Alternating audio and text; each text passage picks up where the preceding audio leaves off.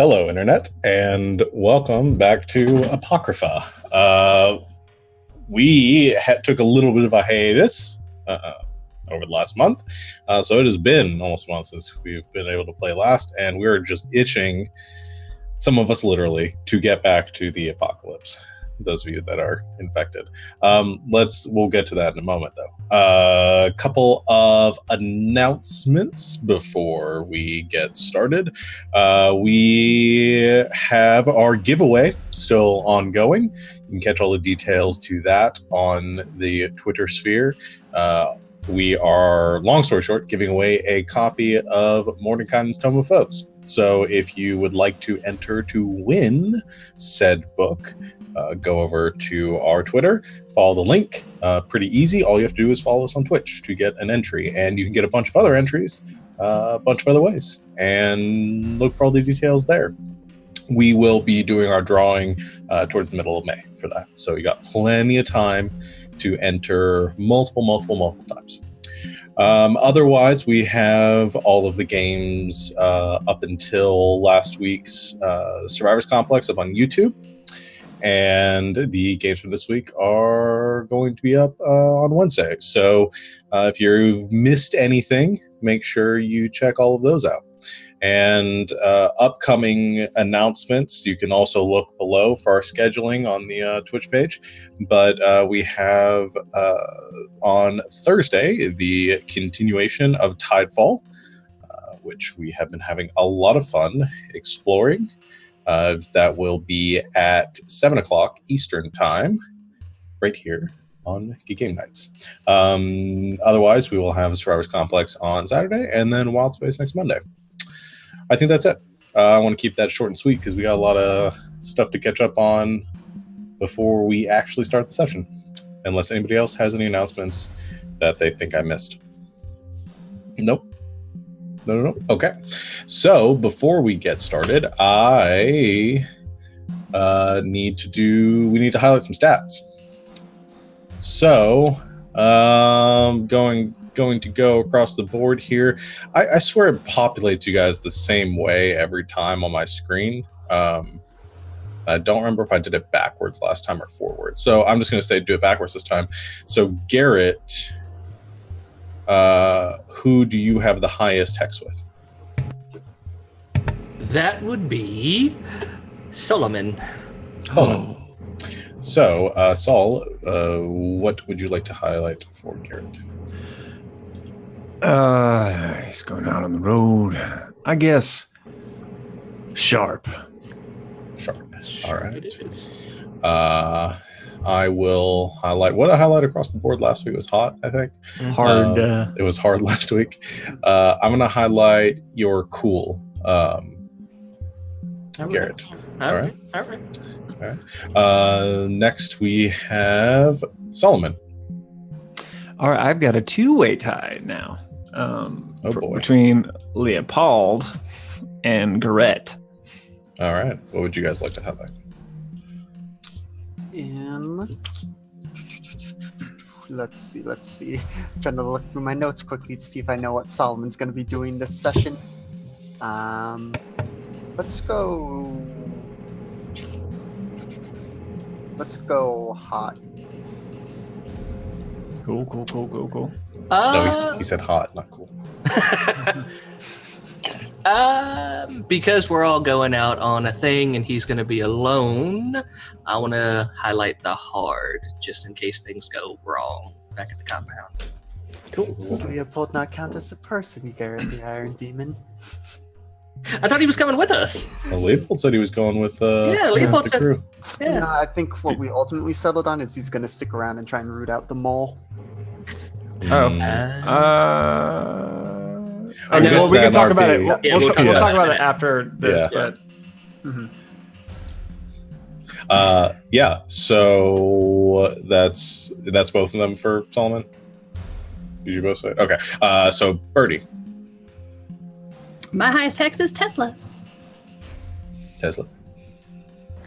Why are you doing my voice? I want to highlight Birdie's Sharp. All right. Be fair, that is my generic Wastelander voice at this point. Let's say, would you say again? Hard? Sharp. Sharp. I'm gonna go with hard. Oof. Okay. Great. Tesla. For the first time ever, I have a tie between Birdie and Leopold. You go, Leopold. So it's still Birdie. It's just not just Birdie anymore. Yeah. Let's go hard. She's gonna have to go aggro on some fools. I'm gonna do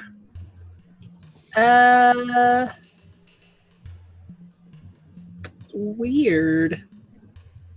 I feel like you're the only one of us who hasn't rolled weird yet, right? Here we go. All right. And last, it is Leopold. I got the highest with Solomon. Oh, okay. I see. I'm just gonna do weird. I just like it when you get weird. So. Okay. And I'm going to highlight your sharp. All right. So we have all that done.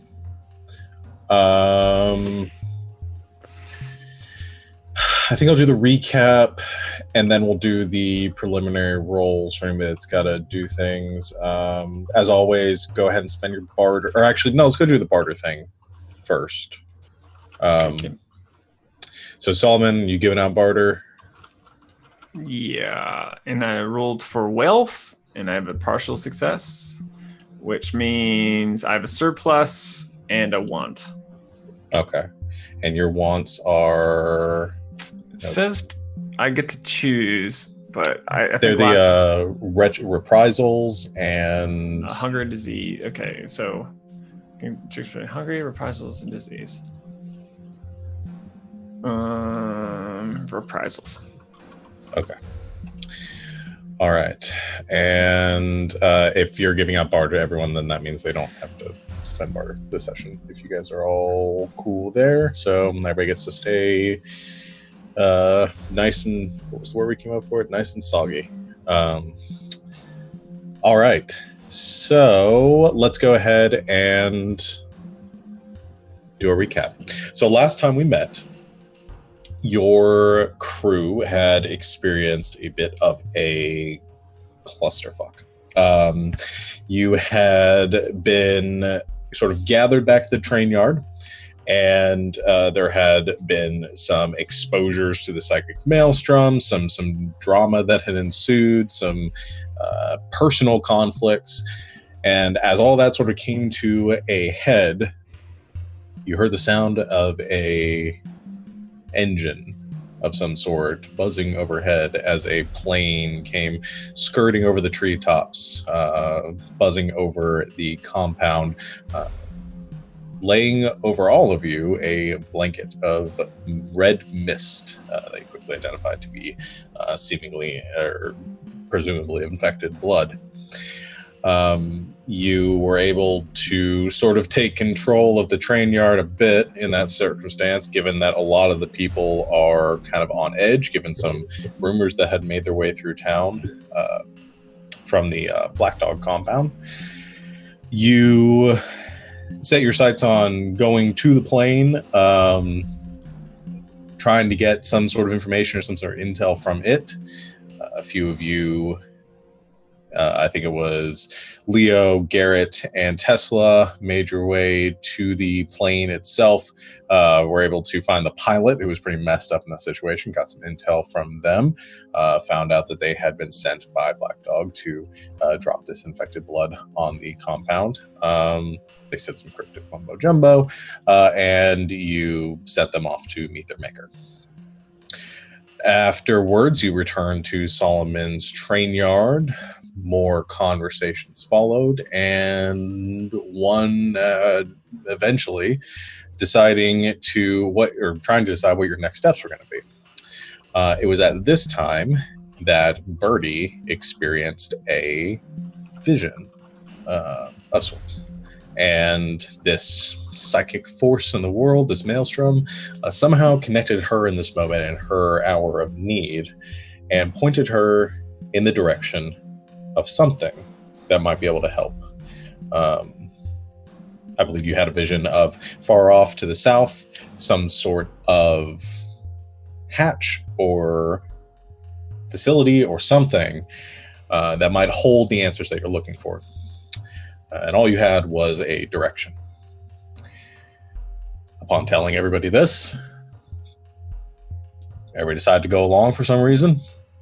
And you all decided to, the next day, as we ended our session in the evening, make your way out of the train yard, or gather yourselves, and a small group of you make your way south towards the Growling Gulch to search out whatever this mana from heaven might be. And that is where we pick up our session on the morning of. However, I need Solomon, Birdie, and Leo to roll. Make sure I have the right thing. Roll hard for me. Oh no. And that's what? Is that 2d6? Mm-hmm. Rolled a 9. All right. Oh, It's an 8 for Leopold. I rolled a 5. Ooh, buddy. All right. So the two, 9 and 8, you guys are where you're at before. Still infected, but no worse for wear. You wake up, Birdie, feeling a little bit ill. Sort of like a flu-like symptoms, coughing, a little bit sniffling, and maybe have a slight fever. You can tell that you are at least succumbing to some sort of illness right now. You take 1 harm ongoing. Good. I'm assuming that's unaffected by armor. That is unaffected by armor. Okay. So you have 1 harm that, until I tell you otherwise, cannot be healed. We found its weakness. It can't go through armor. Everyone just stay armed. Armored? Here we go. All right. I have a question. Yes. I was at 3 harm. Mm-hmm. 1 tick. Is that gone now? That goes slept down. and stuff? It'll drop down 1, so you're I at treated 2. you, right? Yeah, that's how I went from Oh. 6 to 3. You had 1 tick. I had 1 tick. I had 2 ticks, Okay. and then Birdie treated me, and I went down to 1 tick. So now I That have 0. that is gone now. Oh, yeah. great. I recovered from bear wrestling. Finally. All right. So you are all awake and carrying out your plans. You can hear the sounds of the people in the train yard beginning to rouse from their unconsciousness at this point, and there is that still unrest within the people. Solomon, your enforcers are out in force, kind of trying to keep the people under control, keep them calm. But there is a tension-filled morning here at the train yard.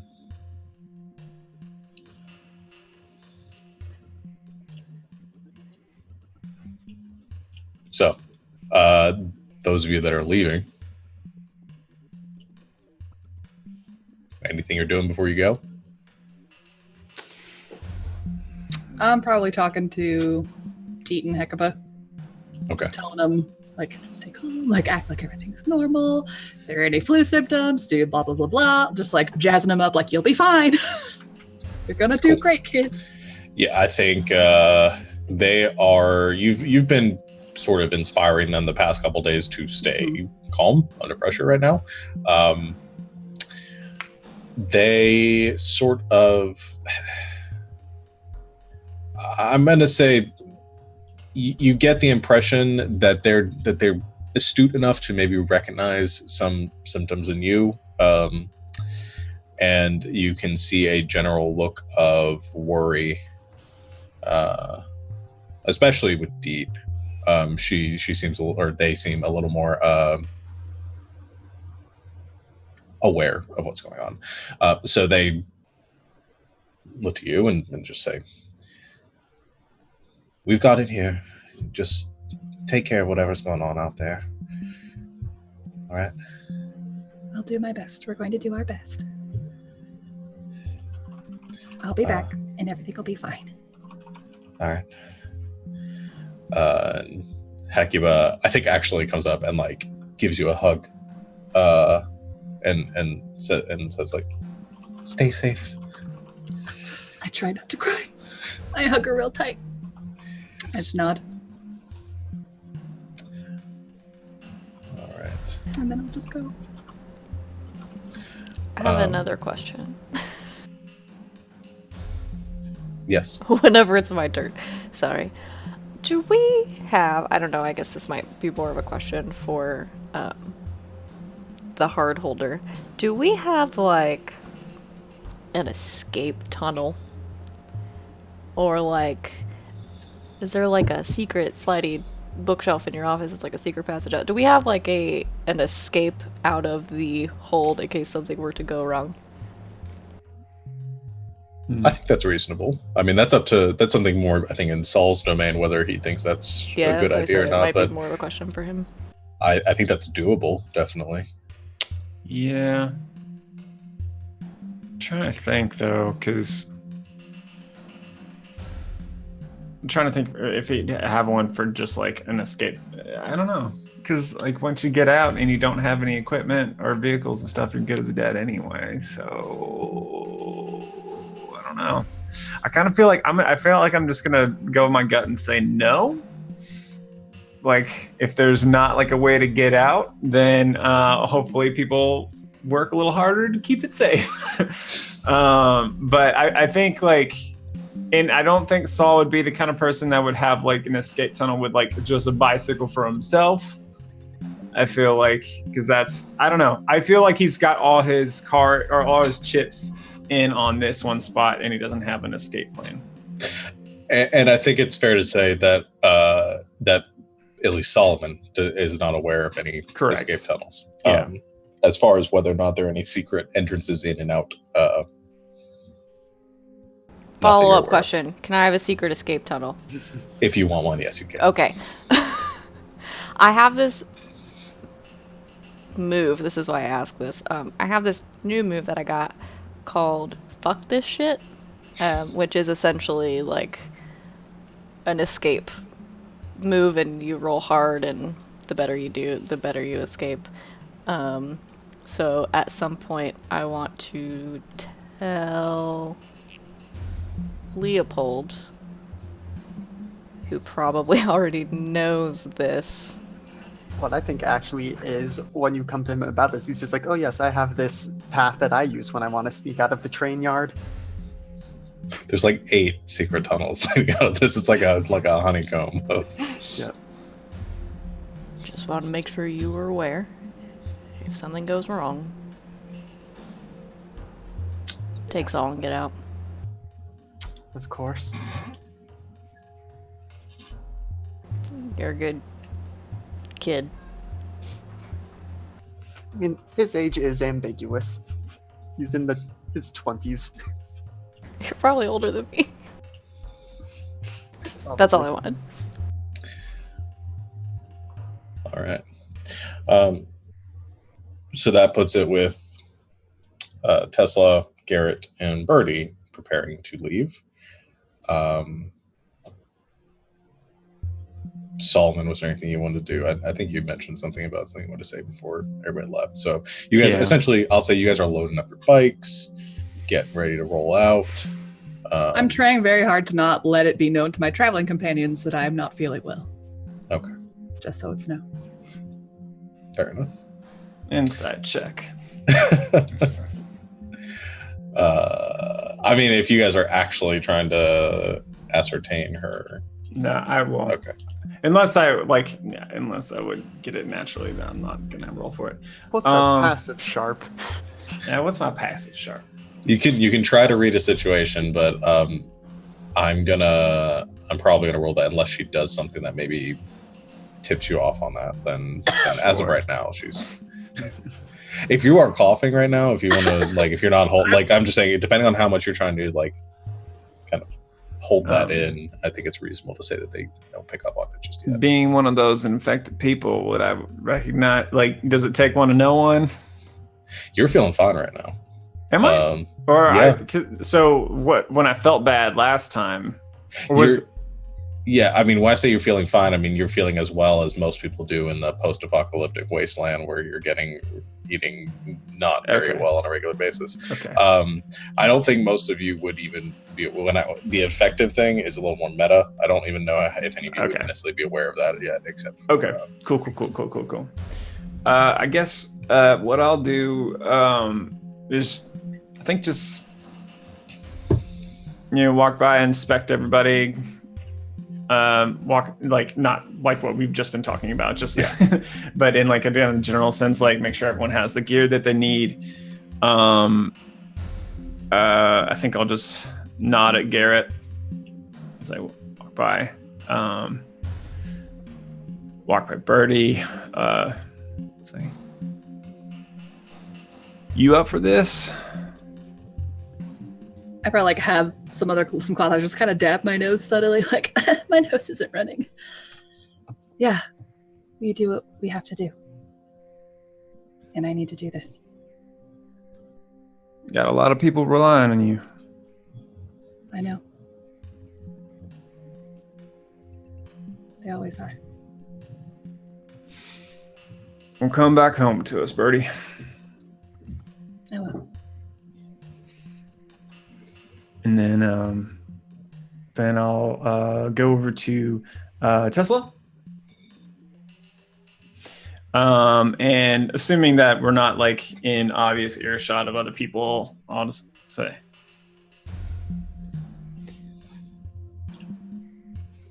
"Hey, Tesla.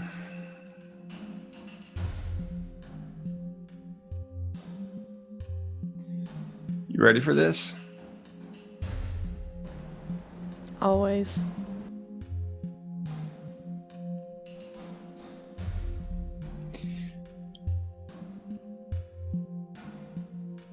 I know that you were just looking out for me. And you didn't deserve to get snapped at like that. There's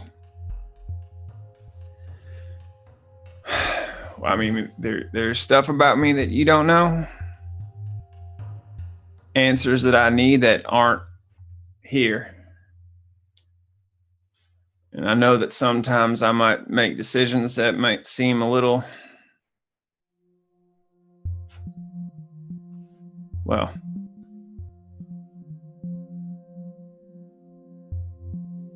you didn't know that. And you didn't deserve that. I just want you to know that I appreciate you looking out for me, looking out for this hold.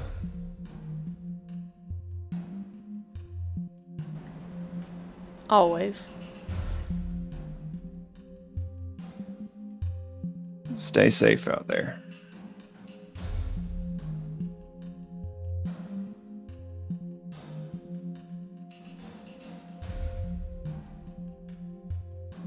I'm making my way off. Solomon.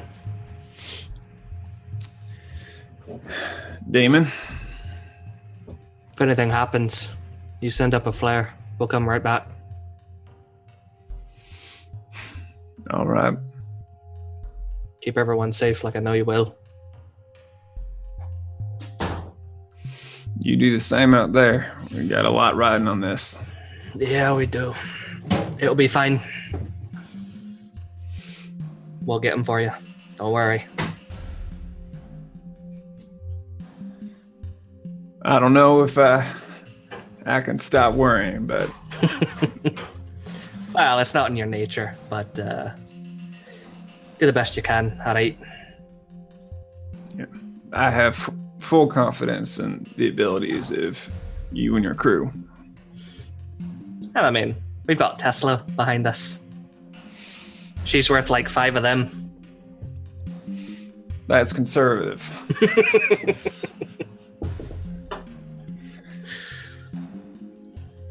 All right, Tesla, you ready? Oh, I swing my big tube over my back. We got any more grenades? Looks to Saul. I mean, take what you need. I gotta see if there's any more grenades. All right, you armor up, grab some. It's like, oh wait, I'm sorry. I got my bandolier right here. Yeah, no, you got plenty of ammunition. All right. Sorry, I didn't mean to interrupt somebody if they were. I was saying, all right. All right. So you all hop on your bikes. Garrett, are you taking your whole full gang? Yeah. Okay. So, am I driving myself or is someone driving me? I'm driving you. Okay, Please. good. Okay. Are we doing like Birdie's on the back of the bike or sidecar? That was I don't know Birdie's how well choice. sidecar would work in a Yeah, I was like, this is environment, an but uneven I'm willing wilderness. to make it work if you guys want to go with a sidecar. I feel like it wouldn't work in this uneven wilderness terrain. I'm gonna sit on the back. I will let it be Birdie's choice. Especially because I definitely can't be in front of her because I'm tall. Man, I was going to give you a hat and like an umbrella, and we were going to have like a Dr. Jones moment, and suddenly there were going to be Nazis in the woods. All right. There might be. I'm like, those aren't. If this isn't a Nazi compound when we get there, I'm really disappointed. Yeah. All right. So you all Probably the first time that's ever been said. Meaning that we won't be able to kill a bunch of Nazis. I need to clarify for the internet. you all hop on your bikes. The engines kick into gear, and you all go roaring out of the compound through the gates as they swing open and down into the wilds of Dakota towards the Growling Gulch. So, as the party separates, I think what's going to happen at the train yard over the next day, or the next few hours, I guess.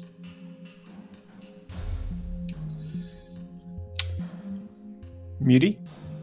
Okay, yeah. I was using my headset mute, and there's no visual indicator, and I lost track. So at the end of last session, what I had done was I generally opened my brain and narrowed down the list of potential moles, many of whom have just gone off on a journey. But so going to start trying to work through the rest of the people. Sean, I don't know if you have an actual list of that yet. I do. So let me see if I can find it. I mean, I have a couple people that I can start with first. Yeah, I guess let's make it more interesting that way. Let's who do you think is on that list? So I know Jin and Kaz are, Sure. as well as myself and Solomon. But Solomon did also ask that I start with Jin, so I will go find them and see what I can figure out. All right.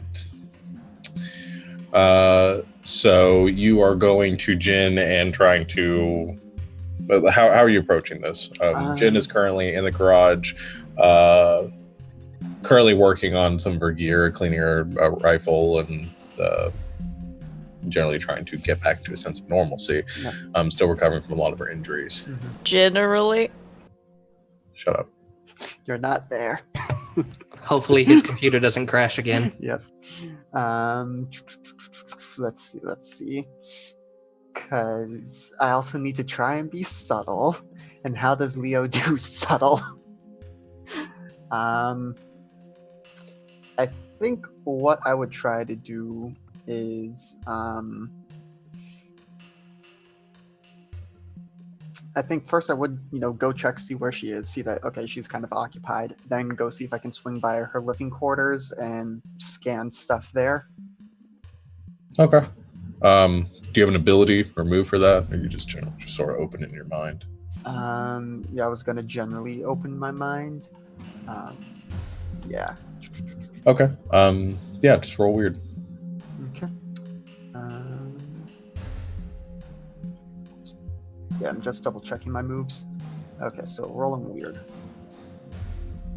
That is a 6, which is a failure. But it's highlighted, and that is my 5th experience, so Yes. improvement. To get your improvement. And what else is about to happen? Okay. On a miss, be prepared for the worst. So, I think as you open your mind and begin making your way around this room, you begin to sort of scan the objects and looking for some sort of connection and some sort of threads to pick up on, or any echoes of what Jin might have been up to recently. And I think you get a bit here and there, and there's a little bit of see her carrying out her day-to-day activities and these sort of, I don't know how Leo sort of sees most of this most of the time, but I get the impression of these sort of like ethereal kind of echoes and these windows that open up, and maybe like seeing like little snippets of things that have happened. And I think there's one moment where you walk over, and sitting there on the bed is the ripped up and bloody shirt that she was wearing when she returned, when she went on the mission. And so thinking that you can get some more information from that, you try to focus in on that. And as you do, there is a sort of roaring, screeching, like sound that emanates from around you. You see yourself, or from Jin's perspective, as she is rushing, panting through the jungle as fast as she can. You hear the roar of engines echoing out in the distance, closing in on her. You feel that panic. You hear the sound, the pattering of gunfire and the breaking of branches as a scattering of random bullets being shot blindly into this jungle are currently hailing down on you, and this panic begins to whelm, and you feel the sting of something hits you sharp in the back. You find yourself toppling over, the panic continuing to whelm, and as this sort of sensory overload comes into effect, you find yourself in this sort of dazed state, sitting on the floor of her room, panting, and your blood pumping. You can feel your heartbeat in your ears, and you feel a sting in your shoulder. And actually, as you kind of lean back up forward from the wall, you see a spat of like a marking of blood against it, and you see that you are bleeding from your shoulder. You take 1 harm. Cool. Let's see. For those of you at home, we've established that some of these visions work like the Matrix, and if it happens there, it happens in real life when things go bad. Yeah. You die in the game, you die in real life. Yeah, Yep. you The mind makes it real. Yeah, you sort of opened yourself up a little too far there. Yep. And you didn't necessarily get the information you're looking for. Yep. So I would clean up, certainly my blood, any other traces I may have left in her living area. Go clean myself up, and then just go and try to talk with her as she's working on her gear in the garage. Okay. Yeah, so you go and you approach Jin as she's standing in the garage and working on her supplies now, as everybody has just left, and she is field stripping her rifle and cleaning the different elements of it. And as you approach, she puts him down the bench and looks over to you. Saul needs something? In a manner of speaking, we understand that. First of all, thank you for your work on the mission. heading to the other island. We know it was difficult getting back. There ain't real much to thank me for. Didn't really do anything. Yes, Just made it back alive. And that is something. We understand these are dangerous, and we are happy to see you back.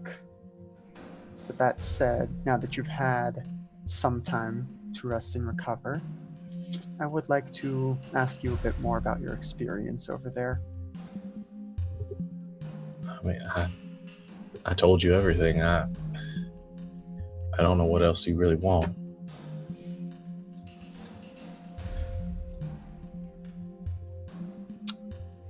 I'm trying to remember what Leopold actually knows of what happened over there.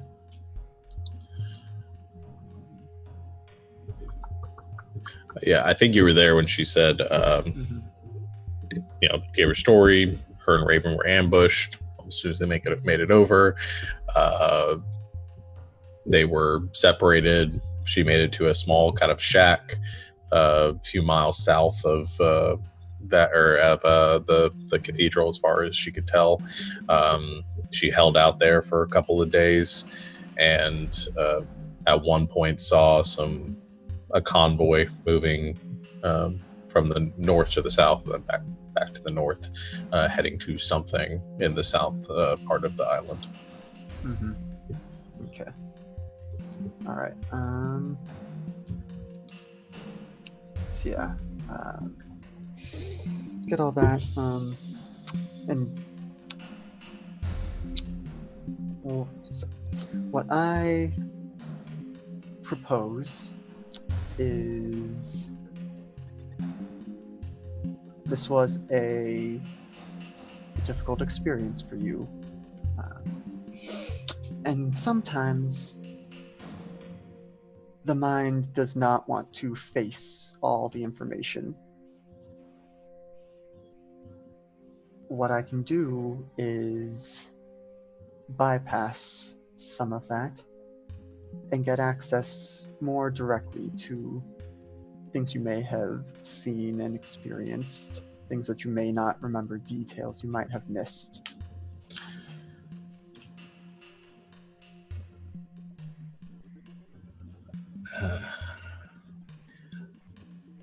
I'm going to have you roll to seduce or manipulate. Yep, this is going to go great with my -2. Maybe I will take the... No, I'm just thinking out loud. Yeah, that's a miss. That's a 4. Ooh. All right, yeah, that's a big miss. Yeah. First, yeah, I think there wasn't really a worst case scenario. You weren't really like threatening her or anything. So I think what she does in that, she picks up her gun again, the barrel that she was cleaning, and she says, I really don't have any interest in that. I'm sorry. I don't want to relive any of that. I don't want to go through. I understand you've got some thing to you. You've got some gift. I don't really know what it is, but I don't really want to be a part of that. I hope you understand. Understandable. And of course, wouldn't want to do anything to discomfort you, especially after such a harrowing experience. I appreciate that. Listen, if Saul wants to ask me more questions, and I'll drop it a map. I'll go through everything I can in detail, but I need a day or two, just some time to clear my head of all this. Of course. Thanks. And she goes back to working on stuff. So are you going to look at some of the other people on your list? Yeah, I think so. I'm just double checking because most of my stuff requires either the Violator Glove or Time and Physical Intimacy, which I'm not gonna get right now. No. So Okay. Yeah, I think that's it with Jin for now. Yeah, here's what I think. So we'll kind of fast track the next couple hours. So I think what happens in the next 2 hours is you go to the other 3 or 4 people that are still in the train yard that you suspect. The ones that you are able to just going off your prior roles, the ones that you are able to convince to let you either that you're able to get a read on them better, or they let you sort of open their mind and get some information that way. Doesn't seem to be any sort of connection there. None of the random NPCs on that list. So you narrowed it down a little bit more to the more specific named people. But you don't get a great lead on what's going on at this point. Still some things to be had there, and obviously you do realize that you're not filling in all the gaps yet, but you have narrowed down that list. So the last thing I want to do with the train yard before we cut over to the rest of the crew. Yes? Okay, sorry. The cat couldn't figure out the door was opened. Is as you are sort of, there's this general tension and unease that is taking the compound right now. People are in kind of hushed circles, whispering, having conversations amongst themselves on corners, and kind of gathering in places and talking amongst themselves. And I think, Solomon, even if you are like in your kind of your office and looking out over the train yard, you are slowly seeing the seeds of doubt being kind of thriving and percolating amongst the people of your community. And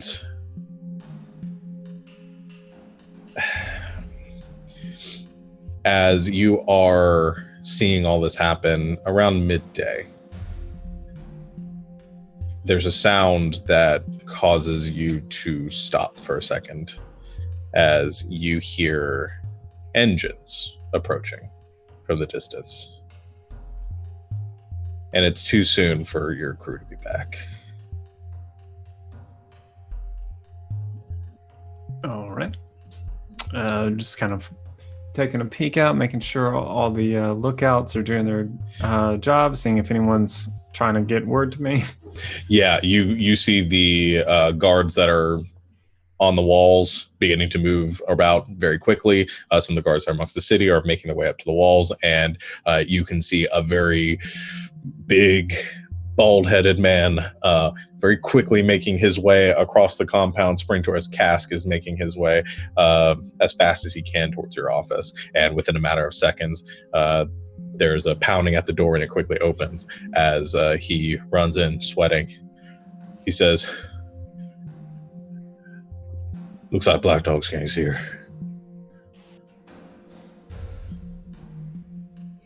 How many? I counted nearly 24 envoys, probably close to 60 or 70. All right. It's big. We don't have the forces to hold the walls. No, everyone holds their fire. Make sure everyone is equipped. Everyone, I'm talking even the civies, get everyone a weapon, but no one fires. Keep civilians on the ground, off the walls. I want to get as much presence as possible from our trained soldiers up where Black Dog can see them before they try to press in. No one fires. All right. Gotcha. And he quickly makes his way back out of the office and lumbers down the stairs back towards the walls. And as you're looking out, scanning and watching him run back to his post, you can see in the distance shapes in the trees sort of moving, and you can see and hear the screeching of tires as one by one 3, 6, 12, 18 of these essentially like small like armored SUVs and 4-wheelers and motorcycles come roaring out of the jungle and begin to encircle the train yard. And I think that's where we'll go ahead and leave the train yard right now. We'll come back to that in a second as the rest of you are making your way through the jungles. I'm going to switch the music because I forgot to do that before.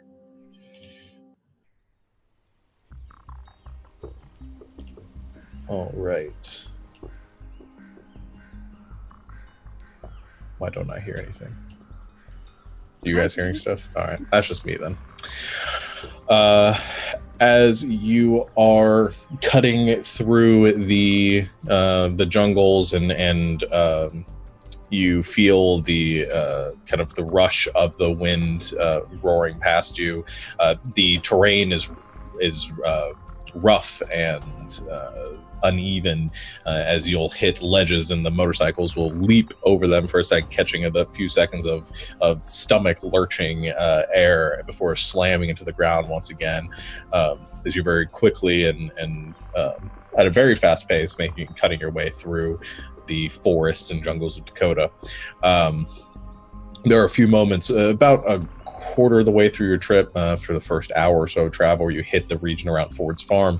You hit some plains and are able to really open it up. Your crew, Garrett, very quickly roaring across these plains and to the southern hills beyond.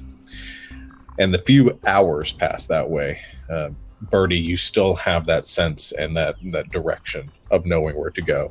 And Tesla, you're taking that direction. That is Birdie sort of yelling in your ear, like to go that way, and everybody's sort of following that lead. And you continue to race forward down further south, past Longmire, past Ford's farm, to regions that many of you have never traveled to before, or at least not that you remember.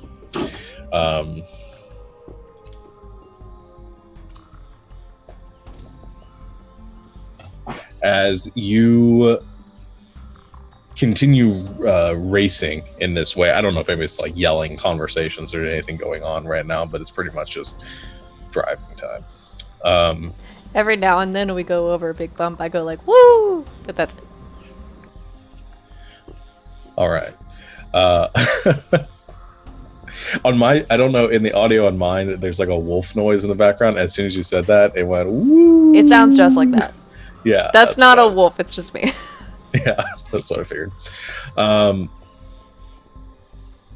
As you are rushing forward, weaving in and out through these trees,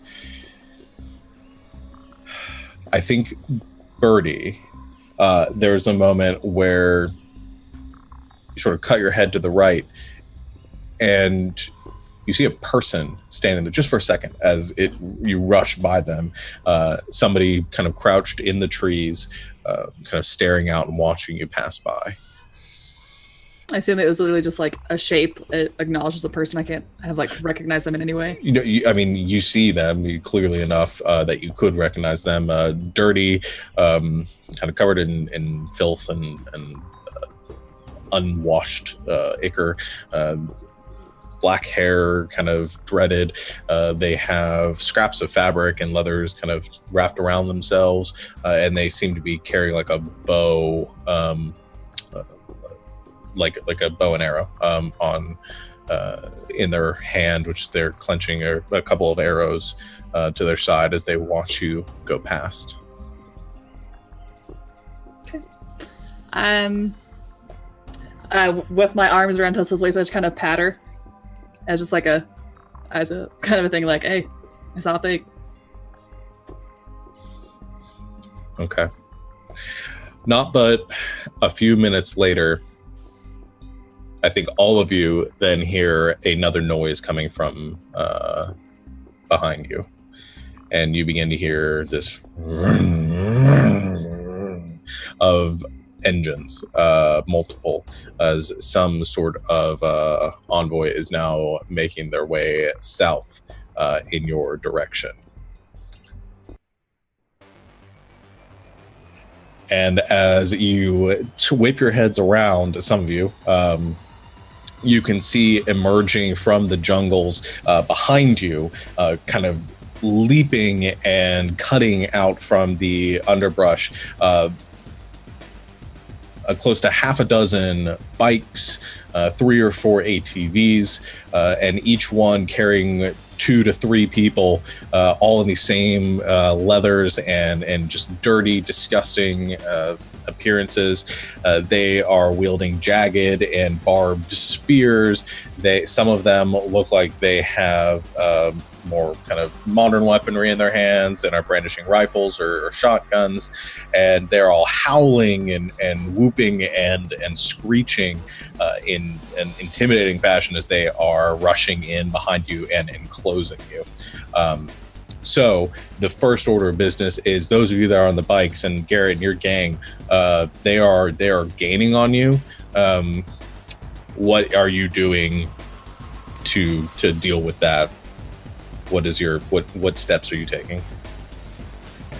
Would this be under the Road War moves? This would, if you wanted to turn this into a vehicle conflict, if you're not planning on stopping.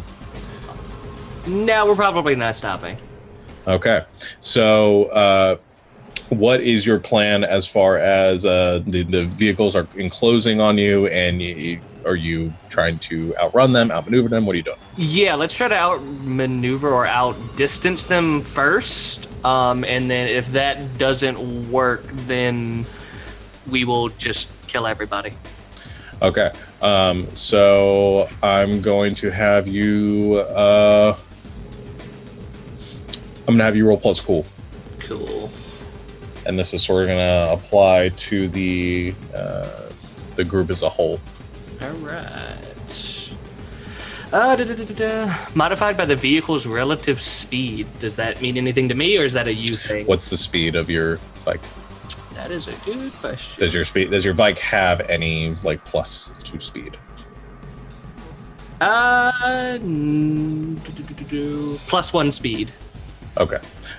So you can so you roll plus cool and you get to add additional +1. Dope. +1. Hopefully I did that right. 9? 9. Okay. So you get to choose one. Outdistance another vehicle. Yeah, outdistance them, break away, but the vehicle suffers +1 harm from the strain. You don't escape them, but you can go to ground in place you choose. They overtake you, but their vehicles suffer 1 from... That's a good question. I don't want anything to take strain.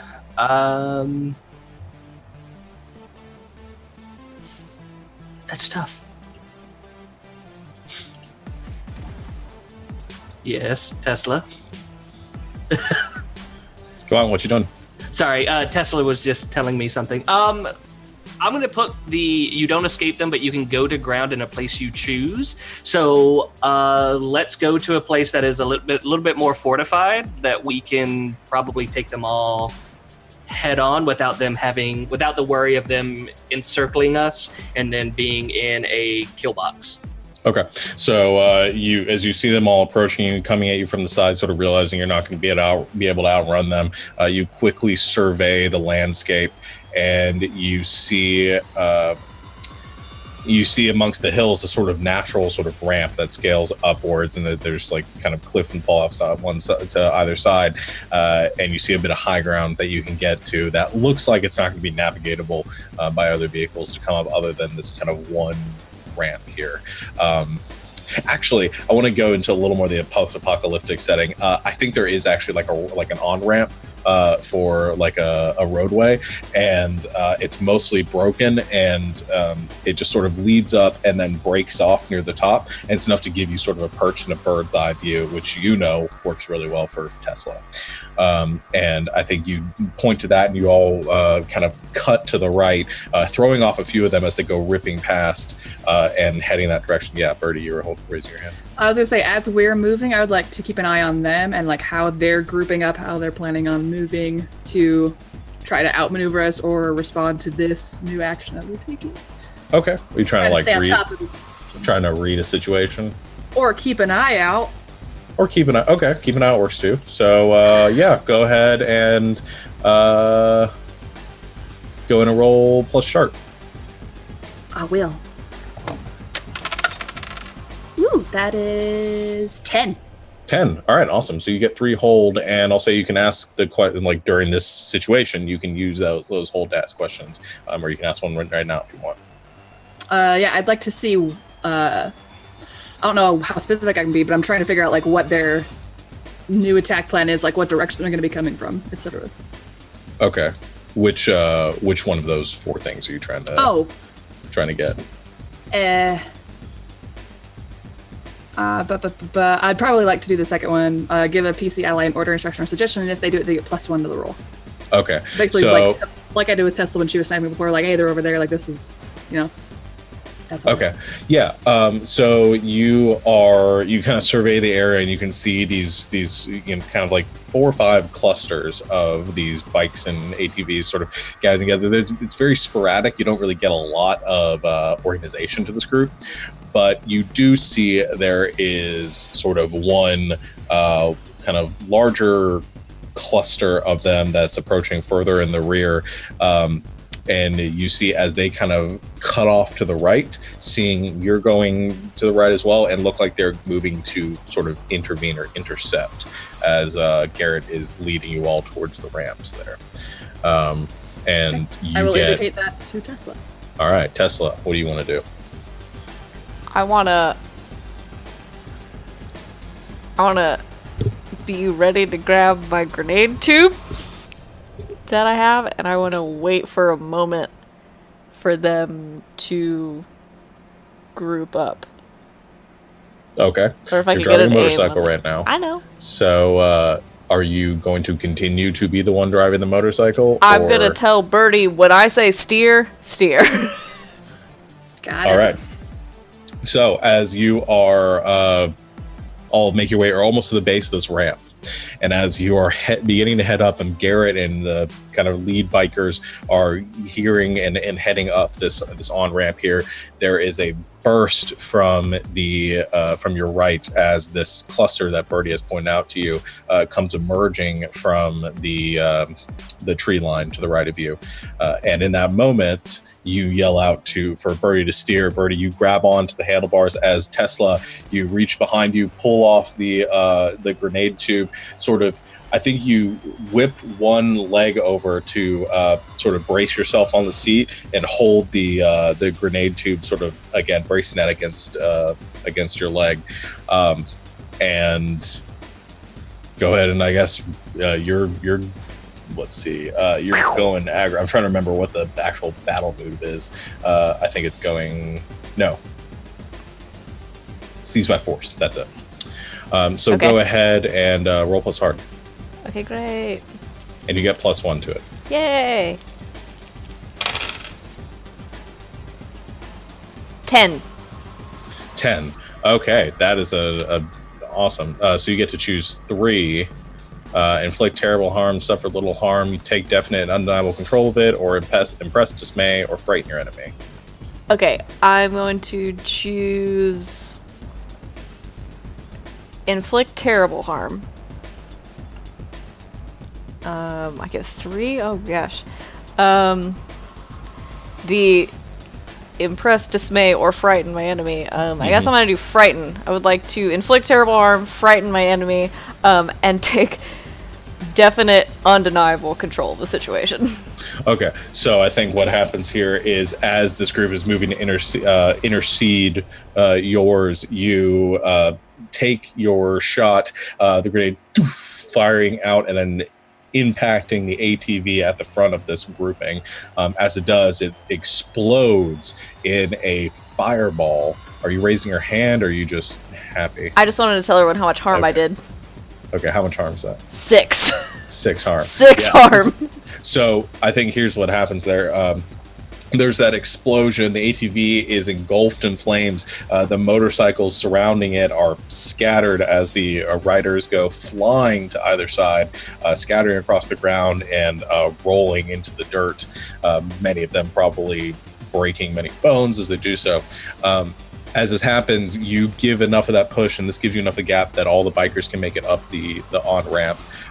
The few clusters that are coming up behind you quickly veer off and kind of hold back as this is happening, begin to kind of encircle while it seems like they're coming up with some sort of plan here.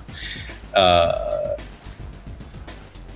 yeah, so as this, you do take control of this ramp. Now, as a result, the sort of exchange of harm here, you fire the grenade out of the tube, which causes the bike to shudder and sort of veer and skid a bit. I need you to roll, Birdie. I need you to, you're acting under fire here if you're going to try to steer this motorcycle. So Okay. I need you to roll plus cool. Okay. 9. 9. Okay. You flinch, hesitate, or stall. So I think you are going to be able to at least get the bike up the ramp, but you're not going to be able to get it all the way before you lose your balance. So as you get about halfway up, Garrett, as you kind of screech and skid to a stop and look back down, all your bikes coming up in a group and coming kind of encircling around you, you see Tesla and Birdie kind of get about halfway up, skid. You see them lose their balance. The bike goes sliding out from underneath them, and the two of them tumble up the ramp and then come to a stop about halfway between you and this kind of approaching group of But do we look enemies. a little cool? You do look very cool. Yeah. Yeah. And I think it gets you close enough that you are not like in the middle of this group and you're not in direct danger now, but you are not in the safety of this pack. And as this is happening and all the chips sort of fall here, you see these groups of these raiders kind of regroup, and then in a desperate push, you see a bunch of them begin to very quickly approach the ramp and sort of recklessly headlong towards your party here. I would like to spend another hold so that I'm watching whoever is reacting the fastest coming towards us, so that Tesla will take -1 harm from any danger that approaches us. Okay. Yeah. So you see one of the, or point out one of the bikers or the raiders that has a shotgun, one of the few with an actual firearm, and is sort of towards the front and has this kind of crazed look on their face and is yipping and howling as it holds the shotgun out to the side and then begins to pull it up and aim it towards Tesla as he is coming headlong towards her. So what I'm going to say is, Garrett and your gang, now that you're in position, what are you doing? Just exchanging harm, or do you have any other plans? Can I lay down fire? Yeah, you can do that. So roll plus hard. And then on a 10, choose 3. On a 7 and 9, choose 2. On a miss, choose 1. Yeah. So let's just do that. 11. Okay. So, because you just said the name of the move, I'm assuming that you and your gang are just opening up fire. Yeah, because we saw Tesla and Birdie kind of still out of the reach. We want them to get back to us, so we are basically laying down covering fire to allow Tesla to do what she does and to get them back into the group without, hopefully, them dying. Okay. So what are the 3 you're choosing? You provide covering fire, allowing another character to move or act freely. You provide suppressing fire, denying another character to move or act freely. And then I'm going to say I take an opportunity shot, inflicting harm, but -1 on an enemy within my reach. And can I see the dude with the shotgun that's coming, like, yelping towards Tesla and Birdie? Yeah. I want to do that to him. Okay, so what is your harm? 4. 4. Okay, so it goes down to 3 harm. All right. So as you see the person coming towards Birdie with the shot, or coming towards Birdie and Tesla with the shotgun, your gang opens up fire and begins just spattering this encroaching raider horde with gunfire, and a few of them kind of scatter off, and some of them begin to veer off back towards the safety and cover of the tree lines, but a large group is continuing to make its way still directly up the ramp, and you take that moment seeing the one with the shotgun aiming and taking a shot at him. I'm going to say for the cinematic of this, because I like the square up between Tesla and this guy, you take the shot, and it misses him, but it hits one of the raiders that is sort of supporting him in that moment, and that one is just topples and kind of goes flying backwards off of the motorcycle, kind of spattering across the ground as the motorcycle goes straight off the on-ramp and towards the jungle to scatter to pieces below. And Tesla, this person is now bearing down on you, now alone in this moment. So I'm going to say, because of what Garrett did, this individual is now functioning as an individual and not a gang. Awesome. So what are you doing? Do I have time to... Ugh. I don't know if I want to grenade somebody that's that close to me. Do I have time to flip a shotgun out and take a shot? Sure. Yeah. Great. I'm gonna do that. I'm gonna flip my shotgun off somewhere else on my body. I have so many guns, and just take like a chest shot at this guy. All right. So this is going to be against. I think this is just more like single combat. So this is roll plus hard. Okay. Oh, that's so many. 13. Ooh. Okay. Actually, no. Single combat is just for PCs, so it is still seized by force. So you get to make the same same choices. So it is terrible harm, little harm, definite abnormal control, and impressive dismay. Okay. I'm gonna do. Oh gosh, I lost my sheet. There we go. I'm gonna do terrible harm. I'm gonna do the same ones. I'm gonna do definite undeniable control, and I want to frighten my enemy. Okay. So I do to this guy. So I count as a small gang. Yeah. So he's you small. get +1 damage to. Okay, to so him. I get 3 from the shotgun, +1 for blood crazed, +1 from not to be fucked with. So I do 5 harm against him, and I have an extra. 6. That was at 6. I can't do that. Because you're. Because of my +1. Duh. Yeah. So yeah, +1. So I do 6 harm again. I also have +1 armor against him if it matters. Yeah, well, they will matter because you are now exchanging harm. So what happens is he does 3 harm to you from the shotgun, which reduces it to 2. And I have 2. Another one because I alerted her to the danger before. Yes. And I have 2 armor. Do I? Okay, I well, heal yeah. from his shot. So you take almost nothing, or you take nothing, pretty much, as he comes rearing up to you on this ATV, has the shotgun out, aims it point blank at you. You aim point blank at him, like this strange apocalyptic jousting.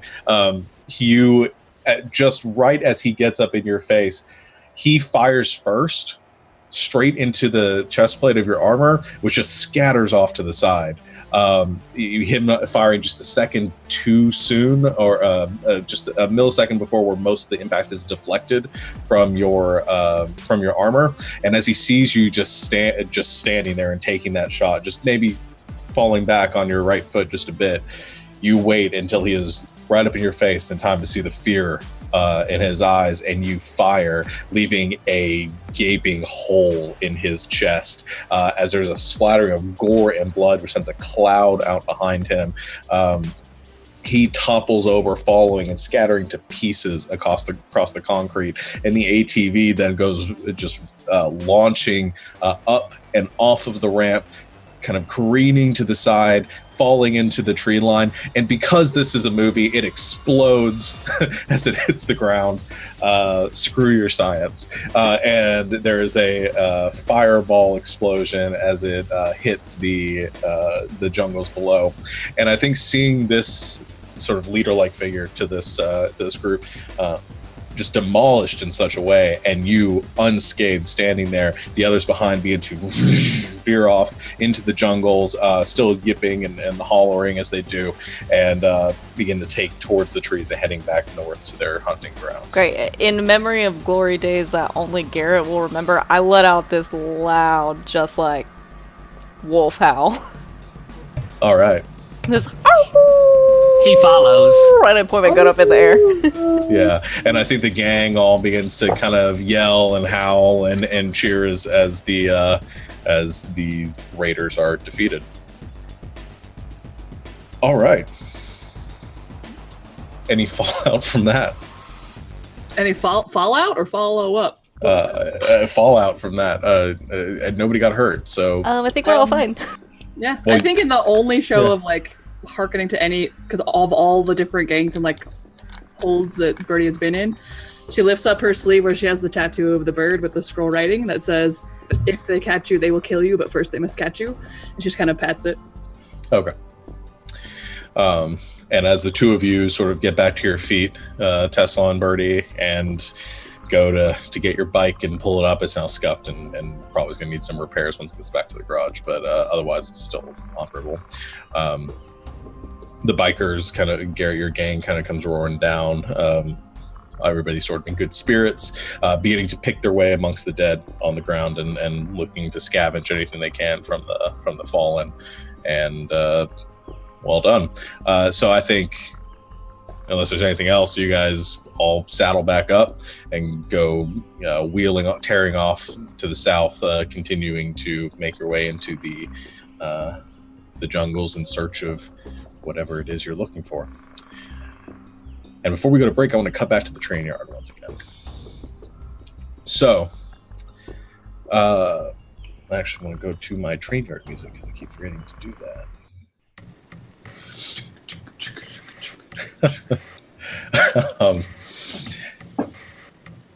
There's an eerie calm that overtakes the train yard, as for the past 10 or 15 minutes, the people of your hold, Solomon, have gathered anxiously just close enough to the gates to know what is going on and to kind of get an idea of what is happening as they see your enforcers lining the walls, guns at the ready, but not a shot fired.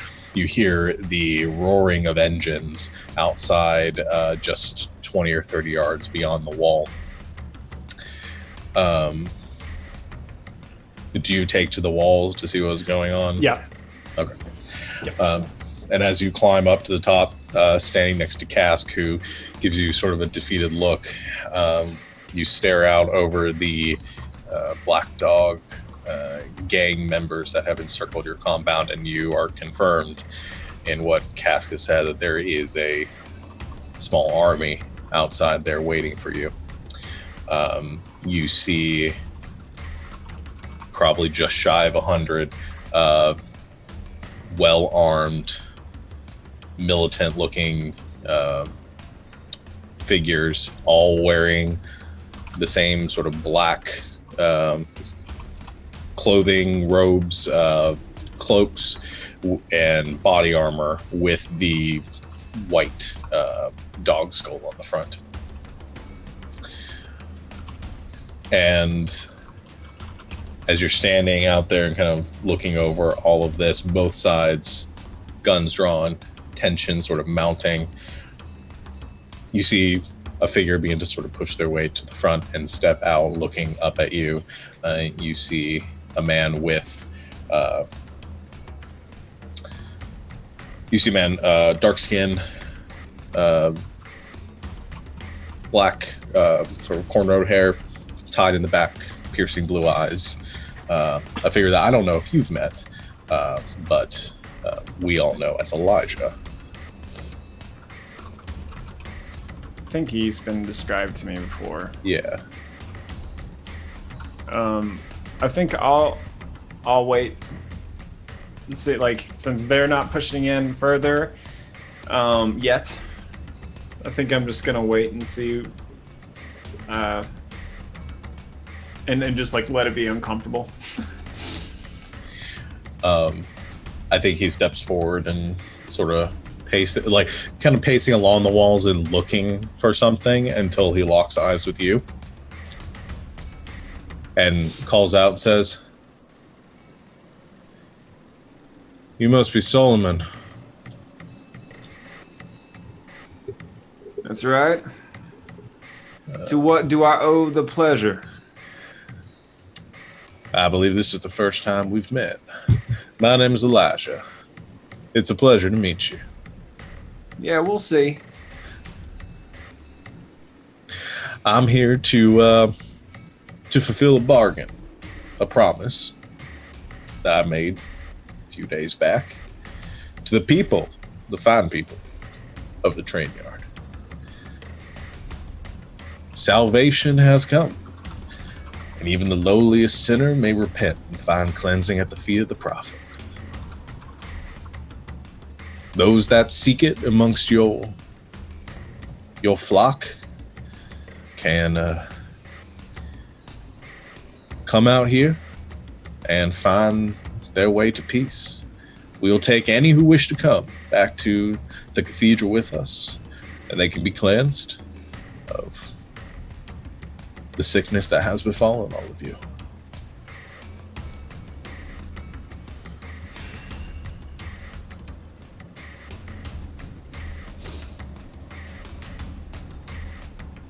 Leo is up on the wall, just for the record. Okay. He's waiting to see if Solomon does something, but he has an idea.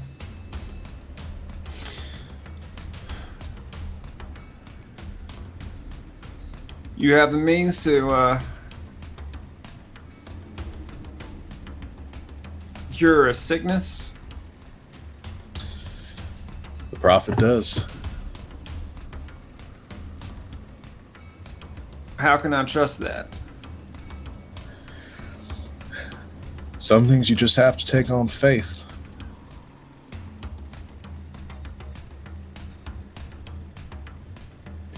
I feel like this isn't one of those things. I feel like you come visiting us unannounced, which, believe me, I enjoy any opportunity to extend hospitality. But I don't know what to do with this right now. You come to these gates, wielding guns, flaunting manpower. You say you've got salvation.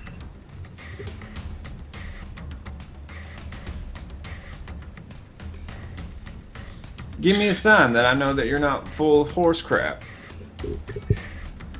He has a big smile when you say that, and he says, "The prophet performed many miracles. I'll show you." And he looks back over his shoulder, and as he does, the crowd begins to sort of part, and you see a figure begin to walk forward. Smaller frame, currently wearing a hood. They approach and stand next to Elijah, and Elijah puts his hand on the person's shoulder and says, "It's all right. Go ahead, show them." There's a nod. Figure pulls back the hood. You see a young man standing there. Someone you recognize. The last time you saw his face, he was plummeting off the edge of a cliff. You see Raven.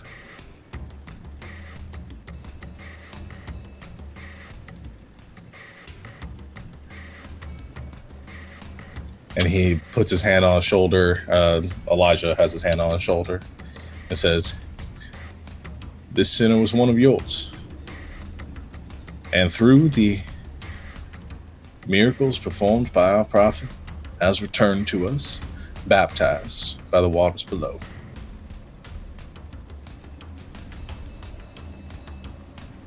Can I roll for cool to see if, like, how badly I react to this?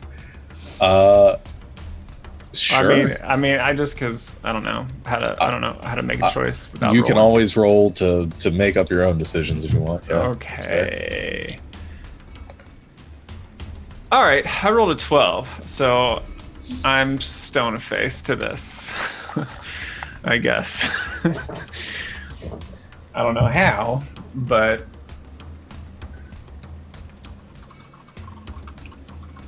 who do you got there? I like the idea of it all in his internal monologue going. I'm gonna express disbelief first. Raven gives a sort of confused look and says, Saul, it's me. That's not possible. Looks over to Elijah and says, I don't know what happened. Last thing I remembered before waking up in the cathedral was, well, I saw you. Is Jen all right?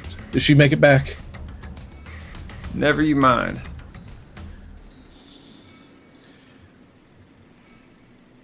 I'm fine. Listen, this is all a misunderstanding anyway. I mean, we can work together on this. We don't need to fight with Black Dog. We shouldn't. He's a good man.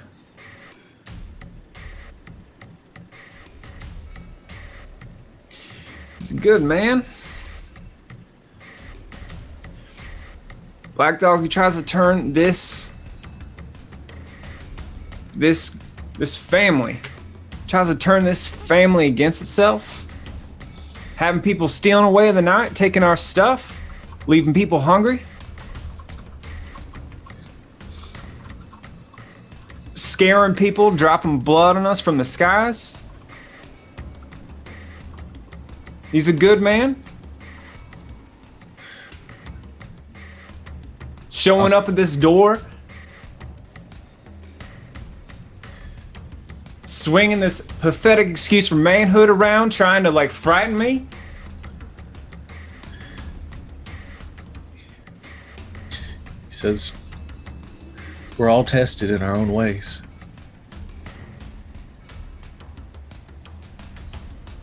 We're passing through these fires, we come out stronger on the other side. That's what I did.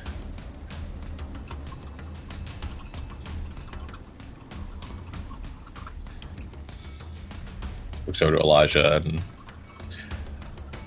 Elijah shakes his head and says, I know you might not understand this, Saul, but, well, it's not your choice alone to make. And he kind of speaks up a bit, and he says, to the people of the train yard, any one of you that comes through these gates finds sanctuary at the cathedral. Those that stay shall die with the setting sun and find redemption with the Lord.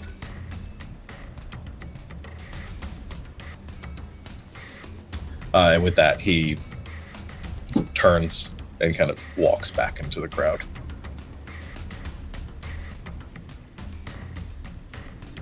So I think you look down, or if out of the corner of your eye, you can see the people of your community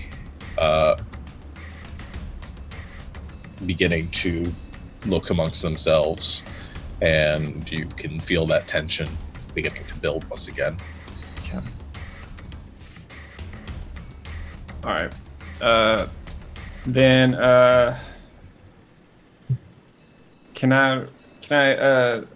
I'm not sure I can RP this, but well, I'll try. And I'm gonna roll leadership, but I'll talk first. Just say,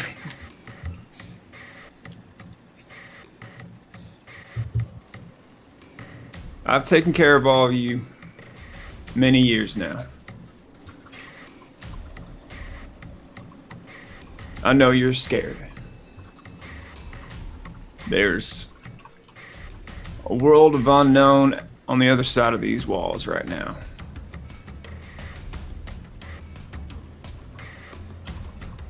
But I think all of you do know one thing, is that I've got your back. And if whatever we do it together. We do it as a family. Don't start turning on each other right now. Need y'all to stay strong, stay loyal, stay true to one another. We built this place, and no one's taking us out of it unless we choose to.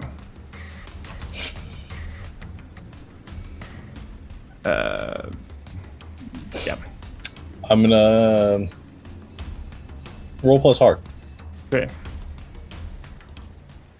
Rolled a 13. Okay.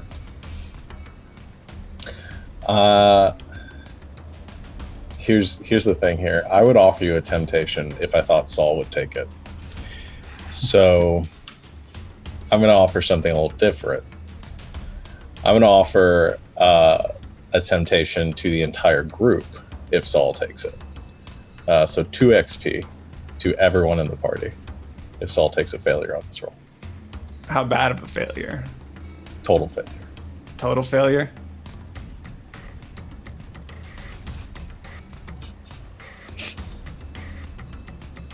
One XP to everyone for a mixed result. Nope, I'm good. Everyone's, How much yeah. XP they got in their scene? I got 1. I don't care. Well, see, everyone's shaking their head madly. So I feel like it would be a big time dick move to do it. This family's more important to us than XP. Yeah.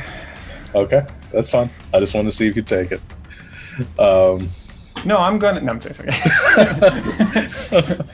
You didn't get my whisper, Sean? Oh, God. 13 is inspiring. I think that I think the train yard, it shakes with I think that the people really sort of gravitate to that. I think you see a lot of them nodding their heads in improvement and in approval, and a few of them calling up like, "Yeah, we're gonna stand here. We're gonna stay with Saul. He's taking care of Saul. Forgot his name. You're gonna stay with Saul." No, I'm stalling. I'm really regretting not having any escape routes earlier in this session. He says, "We're gonna take care of each other," and then a few of the others begin to chime in, and people begin to bond over that. You do see, I think, just nothing can be perfect. I think you do see some people near the perimeters kind of walking off. You do see some doubt there, but there's a core faction amongst some of the older and more ingrained people of your train yard that they are willing to stay. Okay. And then we can probably break now, but then I'm going to talk with the lieutenants and everything. That's the point. All right. Yeah, let's go ahead and take our break here. I think that's a good idea. So let's say back in 10 minutes, and we'll see where all this is going. Don't go anywhere, Internet. And welcome back, everyone. I don't really have anything to say. We'll do our announcements at the end. Let's get back to it. So I actually want to pick up briefly at the train yard before getting back to everyone else at the close of that scene. as Solomon, you step off the ramparts and kind of have a moment to contemplate what's going on. Cask approaches you and in a hushed voice asks, "Oh, that was sure inspiring, boss. What are we gonna do?" Are we in a private place? I'd say you guys are sort of walking together, like back Okay. towards the garage. And I don't know. there's too many of them out there. If they make a move on us, I mean, we can take a bunch of them down, but they're gonna get over those walls or through it. They could have artillery out there. I'm not sure what they've got. Well, let's get all the lieutenants in my office and let's discuss options. All right, I'll have them right away. You want Leo there too? I have a feeling he'll already be there. All right. Okay. And he gives a nod and heads over and begins to gather everyone up. Okay. So I'm trying to decide. No, I still want to push through this because I want to see what your plan is before we move on. So I'm going to say everybody is gathered up. We cut forward to a meeting in your office, and you've got Cask, Jin, a couple other guards that were lieutenants we haven't really had a chance to explore yet. 10 seconds. I'll be right back. Oh, okay. Okay, let's go back to the other crew unless he gets back in the next few seconds. Yeah, I mean, Leopold would have been staring out, watching what Black Dog's crew does. Are they setting up camp? What are they doing? They are on. They're maintaining their perimeter. All the vehicles are probably about 50 to 100 yards outside of the away from the walls. And I mean, I wouldn't say they've like set up camp in a visible area right now, but they are looking like they're staying there for at least a while. Okay. At least until sunset. That is the threat right now. But you have all gathered in Solomon's office.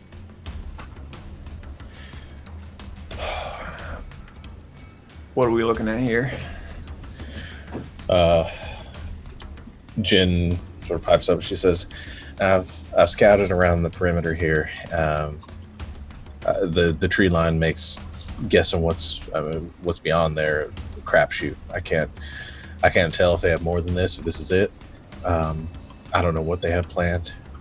If they're saying that they've got some sort of plan to infiltrate us, I haven't seen it yet, which is what scares me. Cask gives a nod and says, "Yeah, I've been watching them, and I've got guards posted up there to keep an eye out. But they're well armed, as well armed as we are right now, if not better. And there's more of them. Where are they getting all this? I thought. I wish I knew."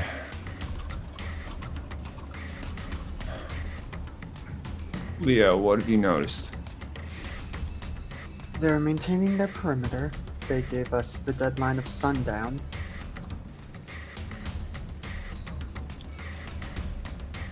I suppose I could try to sneak out, do some infiltrating, investigating, but it might be a little dicey even for me in the current circumstances. I agree.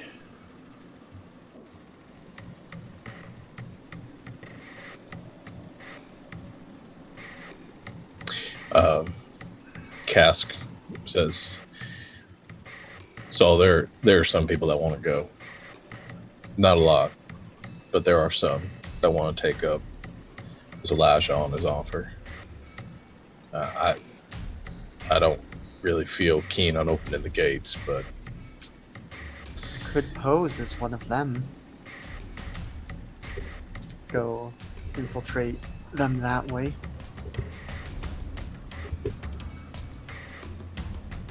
Can you send those people to me? I can try, but they're probably gonna think you're just gonna shoot them. Shooting doesn't help me in this situation. I can try to gather them here and tell them that you're looking to take them up on this arrangement. But I was thinking that, I mean, there are a lot of people here that, if this turns into a firefight, there are a lot of people that are going to get caught in the crosshairs here. I'm not going to make anyone stay here who doesn't want to stay here. But they can wait until just before sundown. There's no purpose in them rushing out now. If we're walking out, everyone's walking out together. Just tell them to wait. I'm not gonna. I don't know what I'm gonna do.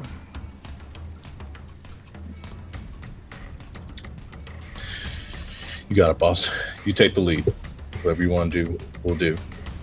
You want us to hold this place to the last man, we will. I'll figure something out. So, while you guys are planning and canoodling, then you guys can whisper amongst yourselves and figure out what you want to do here over the next couple hours. The rest of you continue your journey south.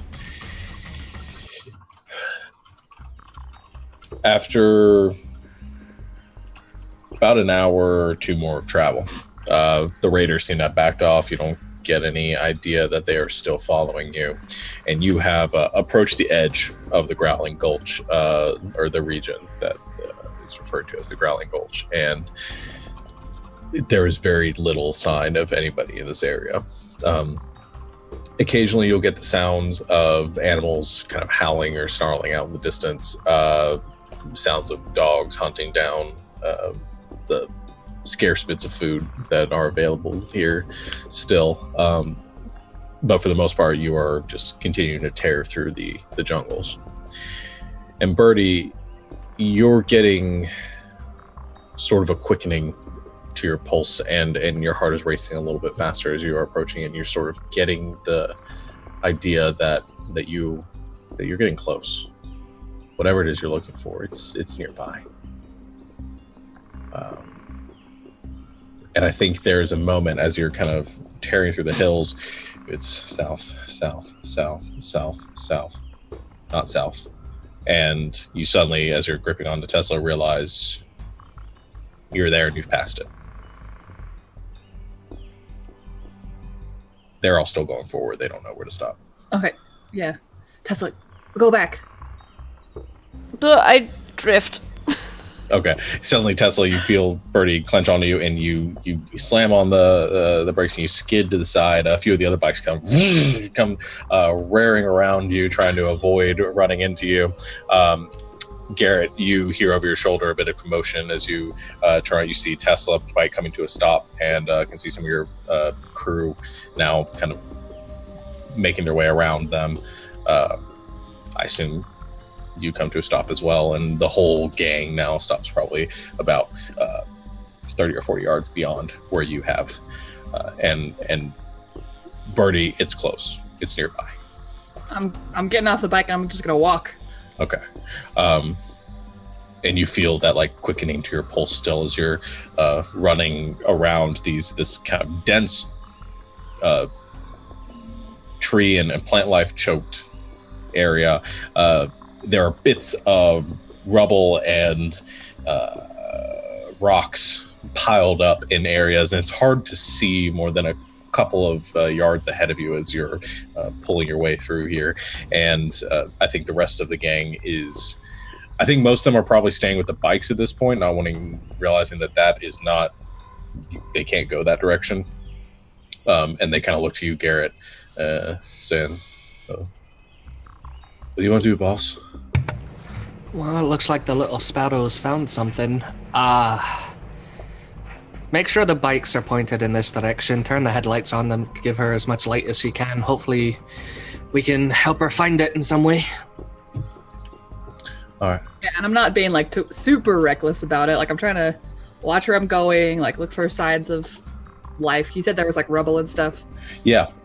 See if there are any signs of other people being here before me. If it's a trip. Yeah, you're not getting a lot of signs of people being nearby.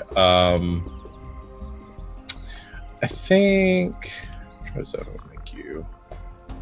Now, if there's really not anything to roll for here, I think it's pretty much going to kind of push you forward, drive you forward. So you are kind of pulling your way through the vines. There's a choked area of kind of thick foliage and vines ahead of you, being ripping through those, kind of frantically tearing your way through. Tesla, you're slowly falling behind as she is clearing a path in front of you. Can I I don't know if we can just say, I want to do this move, but I want to, in essence, kind of stand overwatch. Okay. And keep an eye out for her and around her. And if there's anybody comes upon us, I want to be ready for it. Okay, so you're keeping an eye out rather than aiding her with the moving forward. You're looking for any signs that somebody might attack you. Yeah. Okay, so go to roll cool. I get to roll hard when I stand overwatch. Well, there you go. It's a thing that I know how to do. Battle hardened. Roll hard instead of cool.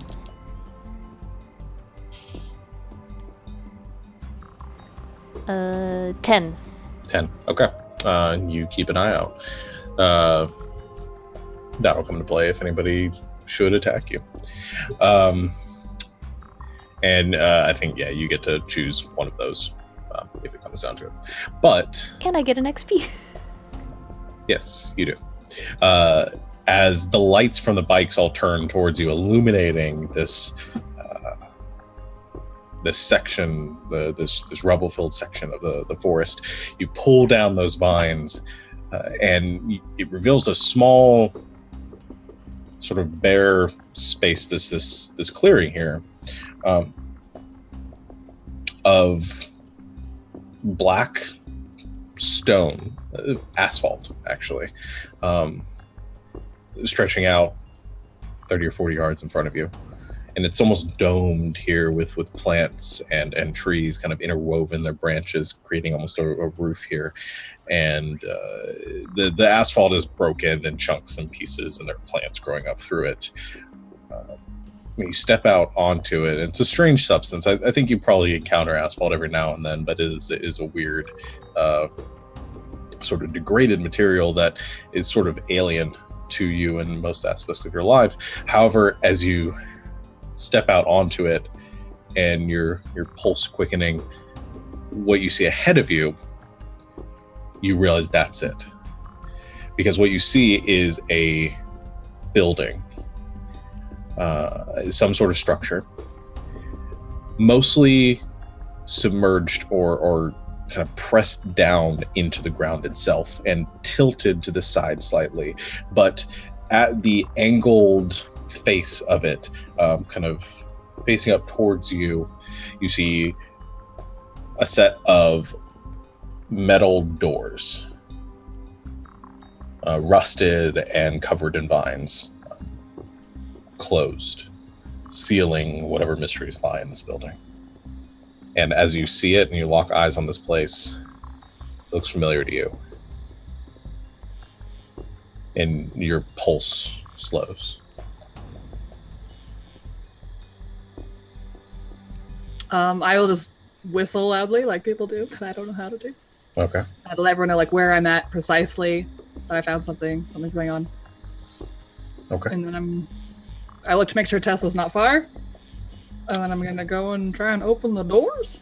All right, so I think Tesla, you see this, and you kind of come into this clearing, kind of the remnants of a parking lot, essentially. As you come over behind her, Garrett, are you coming along too? All right, and Garrett comes in again. The lights from the bikes kind of casting oddly shaped shadows across the ground and across this building, giving it this strange and otherworldly appearance in this darkened dome here. And as you go to open it, they are jammed and sort of rusted shut. I think Tesla, you come over. I want to yank them. This is my discovery. No, sure. If you want to try to do it, I guess Tesla. If you, I wait until she asks for help. Okay. I mean, if I do not intrude. If I can, I don't know if I can jam anesthesia as any sort of lever. Anyway. Okay, sure. Yeah, I'll say it takes a bit longer, but standing back. Can I roll hard? It's not really like a strength thing. I mean, you don't have to roll to succeed or fail. It's just a matter of She goes time. aggro on the door. Yeah. Yeah, I mean, I'm not going to make you roll for it. It's the door's going to give you what you want eventually. It's the door's rusted. It's hard to open, but you pull on it and then you take your baseball bat and shove it in one of the handles and kind of work it through, and then begin to pull on that. As you do, there's a screeching noise as the metal gives way and the rust breaks off, and one of the doors swings open to the side.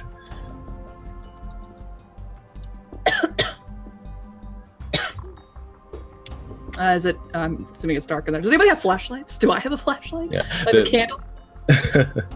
Yeah, there's enough light from the sun peeking in through the treetops and the lights from the bikes illuminating this kind of shaded area that you can see a little bit inside. But yeah, it is dark and the rest of the way in or deeper in, and you can see the floor is slanted downwards. Not stairs, just a ramp. Well, I'm saying the building itself, what used to be the floor, is now kind of a makeshift ramp as the building is tilted sideways. However, there are stairs that have been built into this floor to allow people to step down, giving the impression that this building has been used since it ended up like this.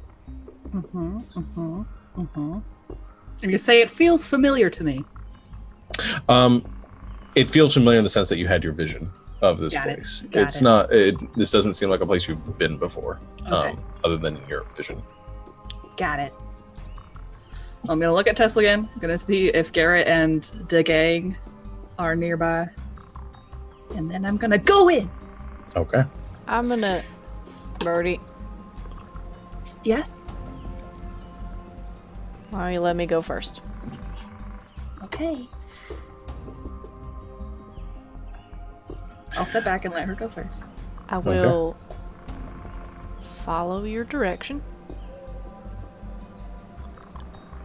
But I've got all the guns.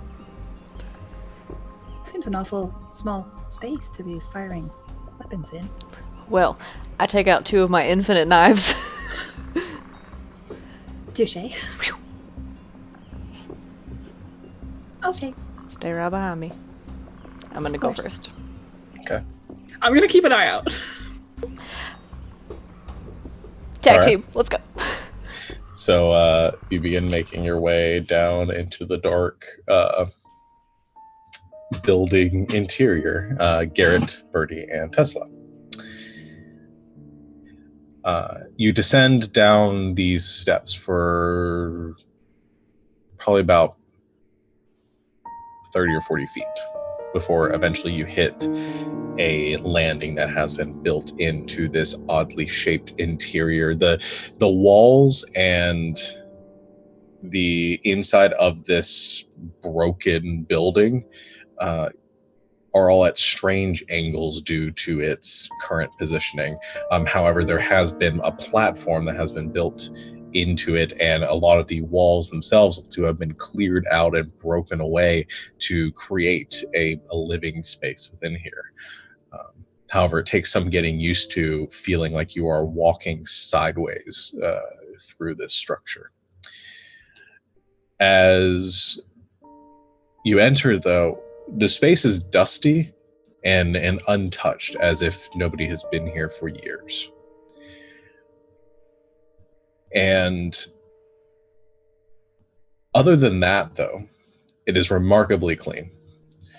Everything is simple, plain, metal, something that you realize, Birdie, could be easily sterilized.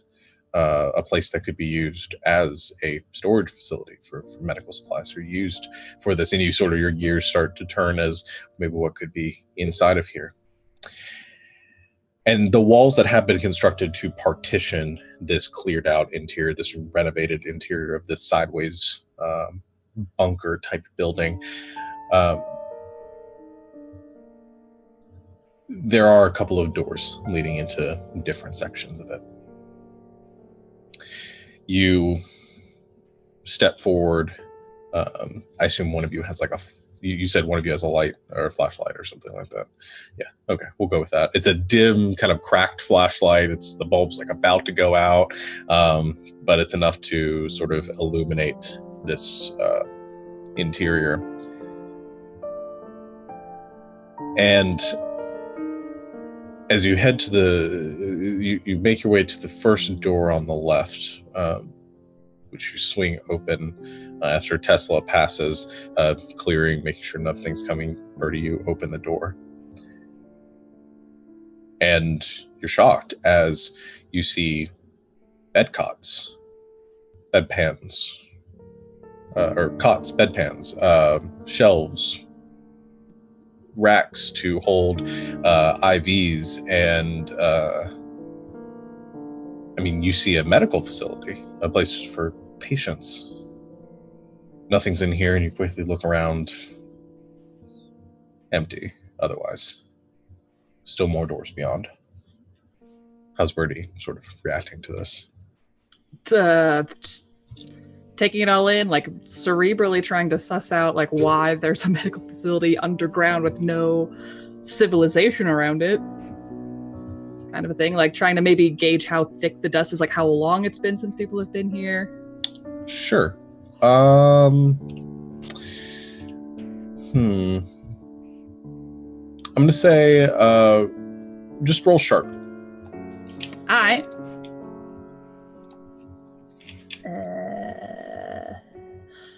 I'm gonna use my forward that I have from before. I don't know if I should have used it earlier or not, but I still have it. I didn't use it. So here we go. 10? 10. All right. This place has probably been abandoned for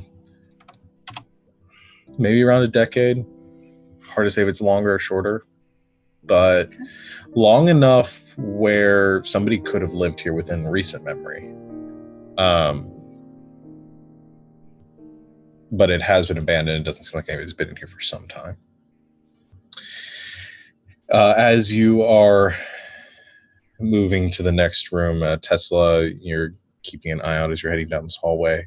And the whole thing just sort of begins to ramp upwards as it then went down and then is following the incline of the building now. And you make it to the next door. Tesla, you check it. Everything seems clear. Birdie, you open it. In here, you see a laboratory. You see materials, equipment, supplies. You begin to root around and open up cabinets, and there are medical supplies in here. There are centrifuges. There are the equipment and materials needed to create medicines, to research, to do the work that you are looking to do if you had power. And then one thing you're noticing as you make your way through here, that this place must have once had a power supply, but is now seemingly dead. And I think as you turn a corner, probably Tesla, you see a generator that is smashed to pieces and is rusted, destroyed, and just gone, like somebody took a baseball bat to it or a hammer to it and then left. However, the equipment that you've been looking for is here, Birdie, and most of what you need is portable, and you could take it from here if you wanted to, or you Yes. could use this. Yeah. I will go up to Birdie and just say, I told all the boys not to touch anything unless you told them how to touch it. I guess I have a bag or something. I'm gonna like open it, start pulling out, I don't know. Do I have multiple shirts? I don't know, pieces of cloth, like wrapping glass Sure. things, like so I can pack them away nicely without rubbing glass on each other, stuff like that. I'm just gonna start packing things. Okay. Seeing that, would my gang have anything in their bags, like just like she said, like any shirts or cloth that we could scavenge, basically? Because You got some extra vests. Yeah, I mean, something simple like that. Yeah, it's sure. You know, Okay. extra cloth and stuff that they can give up to help wrap some of the more fragile components for a So long ride back. Yeah, he looks to Crush, tells him to go get as much stuff as he can, and then give it to Birdie. Crush gives a nod and heads back to gather as much materials as they can. There is one more room at the end of the hall. I'm gonna pack up the stuff that I need here, and then I'm gonna continue. Okay. Well, I was about to say, as she's doing that, Garrett would go to that room. Okay, that's why I want to know if anybody Yeah. would have done that while she is distracted getting the materials there. I'm gonna One thing at a time. I'm gonna stand like in between so I can see what he's doing, but at this point I think I trust Garrett not to touch anything that he doesn't know what it does. Okay. Garrett, you make your way back to the last room, and that door is currently open. And as you enter through it, you see a smaller chamber with a metal bench, or well, we'll go with bench in the center of the room. On either side of the bench and at the foot of it, there are straps where a person might be bound. Above it, there are lights, now long dead, currently kind of hanging just above it. And to the side, toppled to the ground, there are a number of like medical supplies, scalpels, other little pieces of equipment that are kind of strewn across the floor.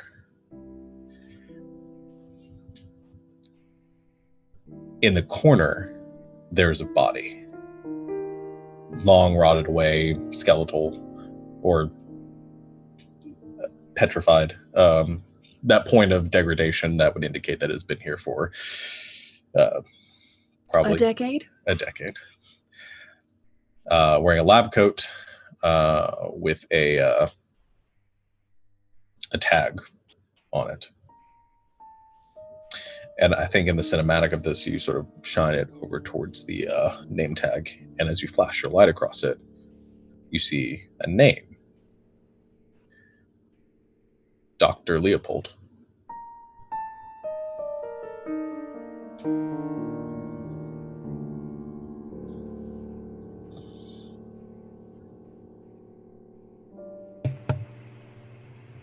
Tess, Yep.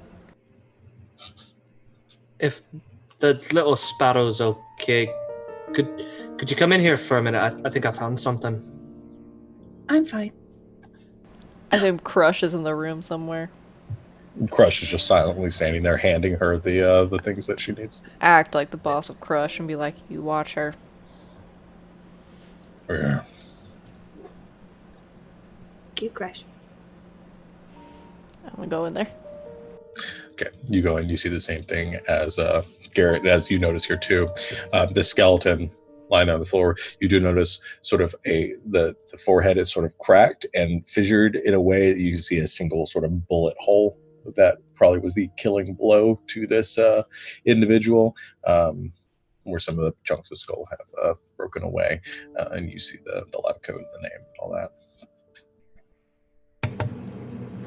What you got? check that name tag. Because you could say it's a coincidence that this here's a doctor that has the same name as a wee little friend of ours back home. I go look at the name tag. Does it have anything else on it other than just Dr. Leopold?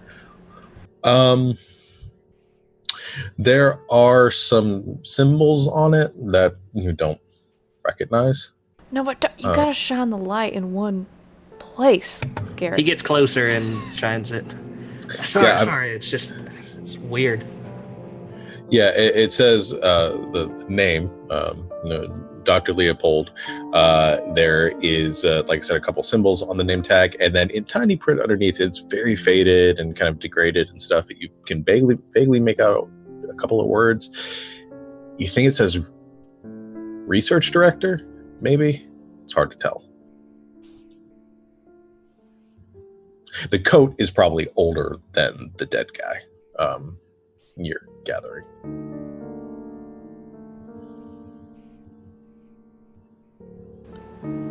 Well, that's fucking weird.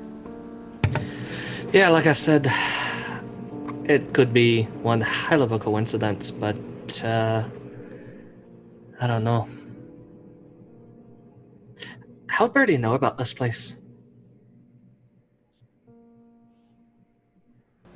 You'd have to ask her. Yeah.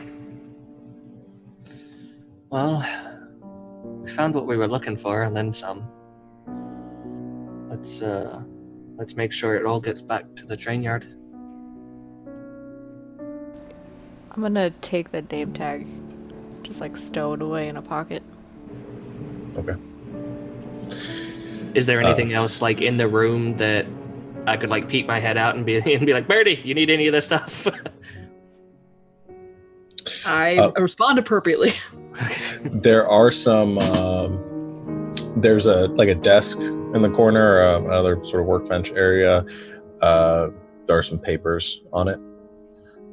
We'll go peruse the papers. Maybe there's some interesting medical science, namely microbiology. As he's calling for her before she comes in, is there anything in here I could put over this body? In this room, probably not. Okay.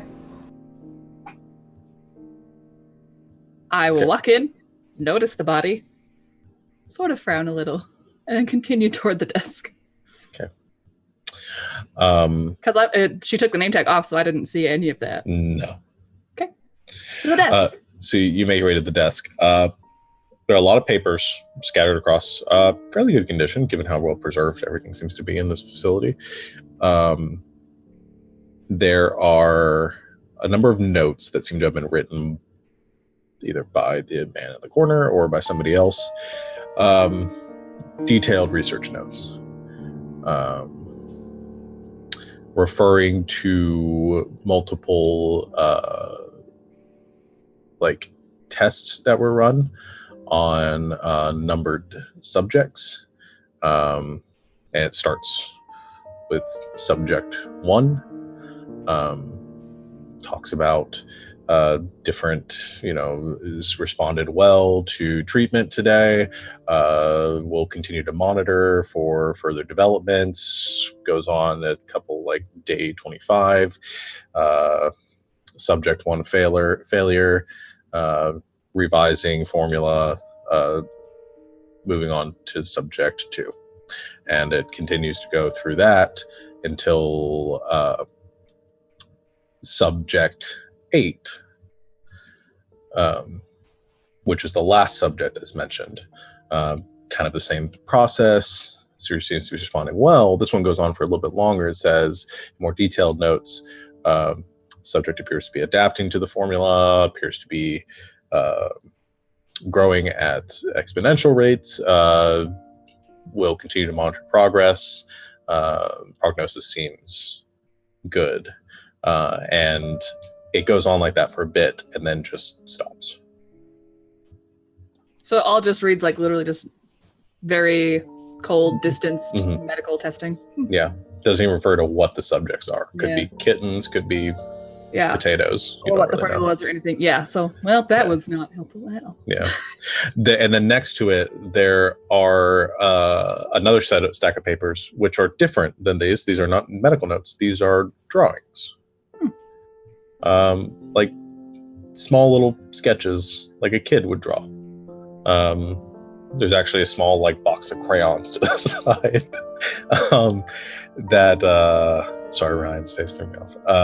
There's like a small like box of crayons to the side that are broken, and there's like 3 colors left that you can see were probably used to make these drawings. And the drawings of mostly abstract, mostly nothing you would really even call like be able to articulate any sort of pattern to them.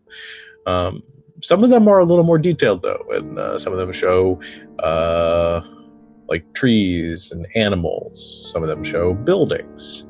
One of them shows a series of sort of grayish, tall structures, buildings, much taller than anything you've ever seen before, like pointed tops.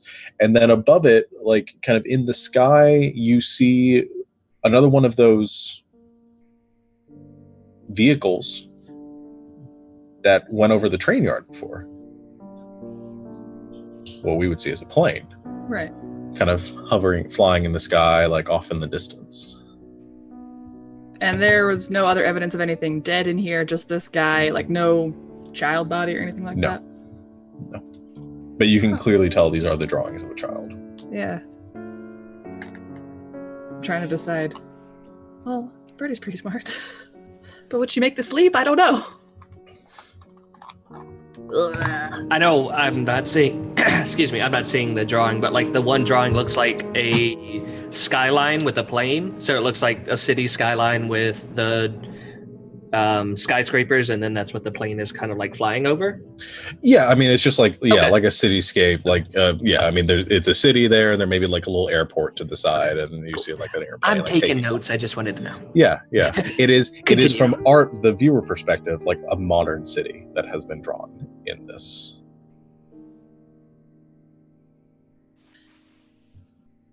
I don't even know how Birdie would respond to this.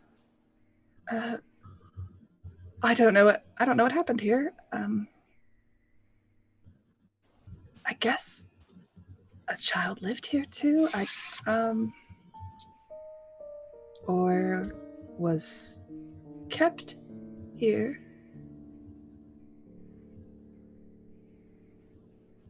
And she'll just kind of gently like push all the papers back, like almost absentmindedly put them exactly back the way she found them, and then just kind of, and then she's just gonna leave the room. I go look at what she was looking at. Okay. You look them over too.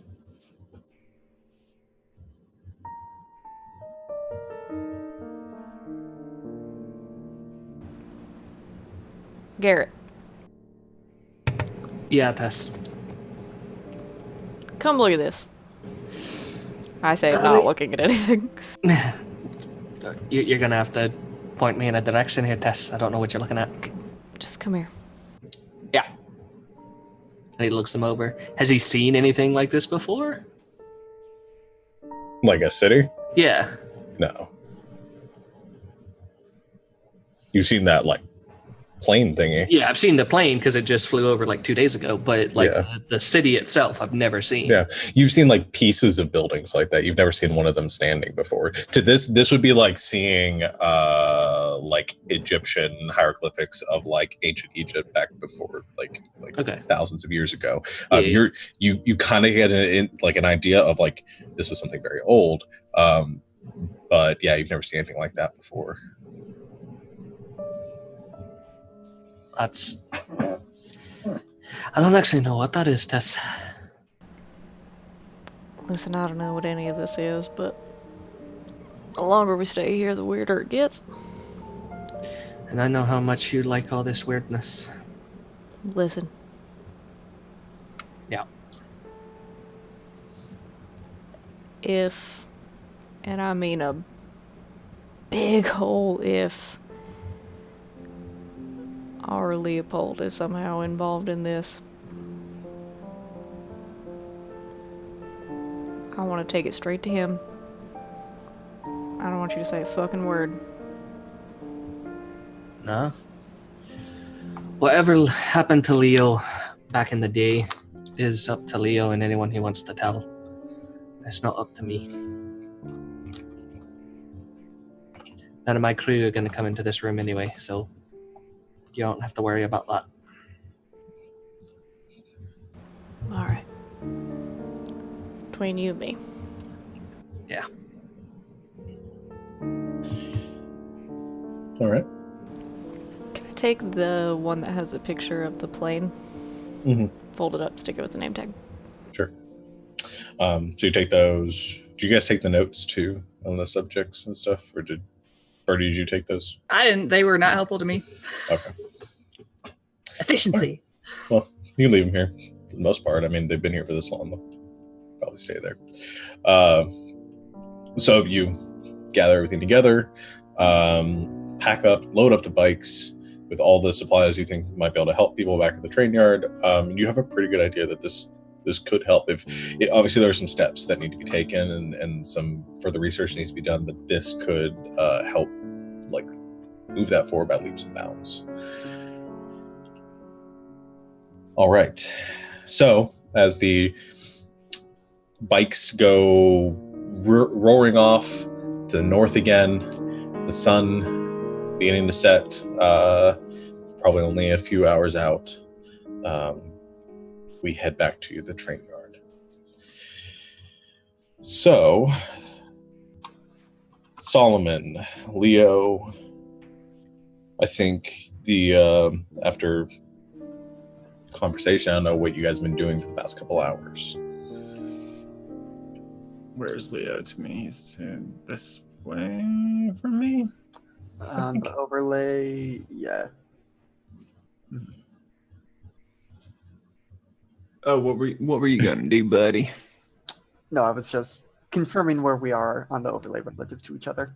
Oh, and then after that, what were you gonna do, buddy?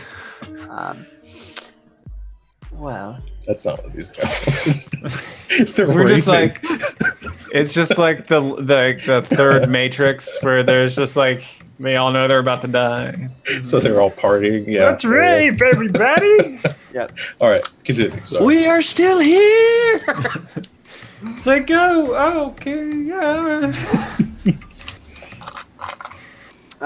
So given when we are, Sean, how long is it to sundown?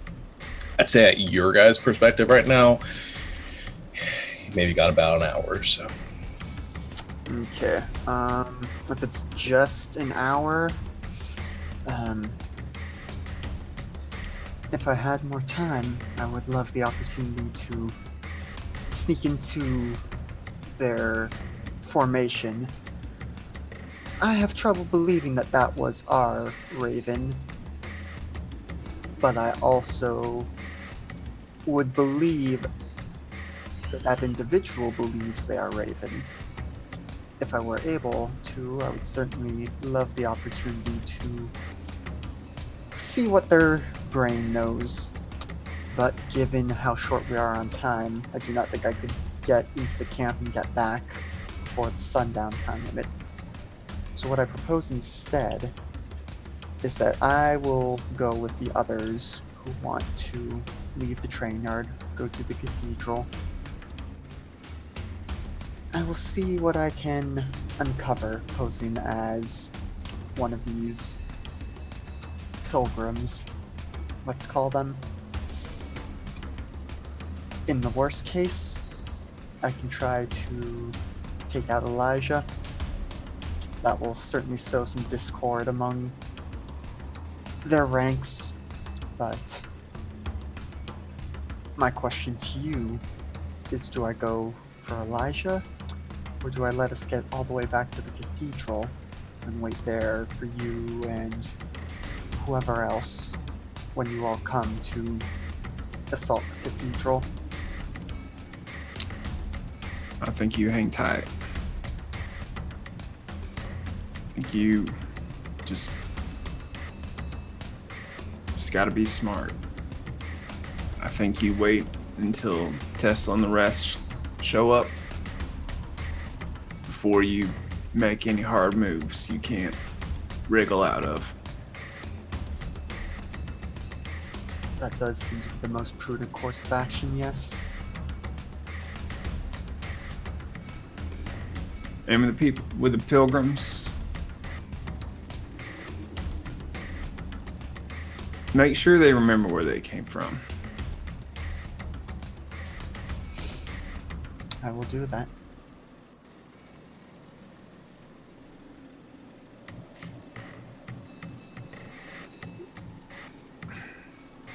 Leo,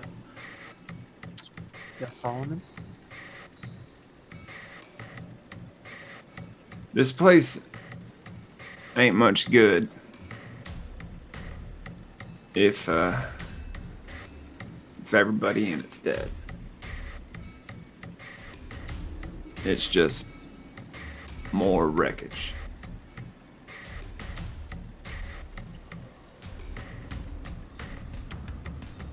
I'm gonna send our people out. And they're gonna go with Elijah.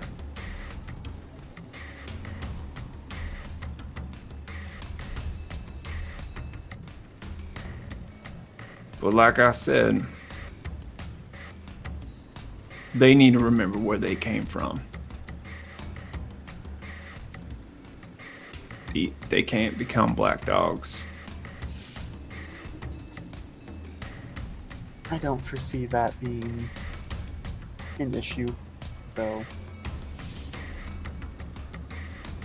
I've used my best judgment in the case that it comes down to that.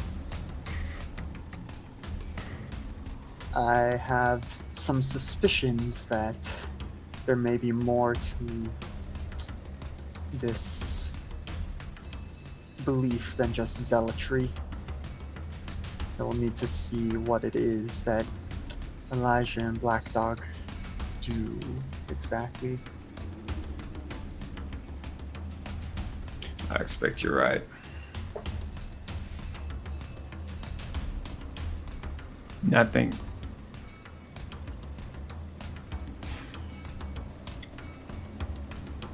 Just whatever happens, Leo, we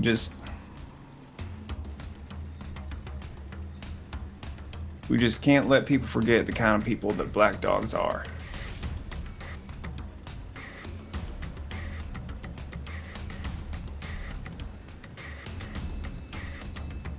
I do not think there will be much issue with that. All right, let's gather everyone up.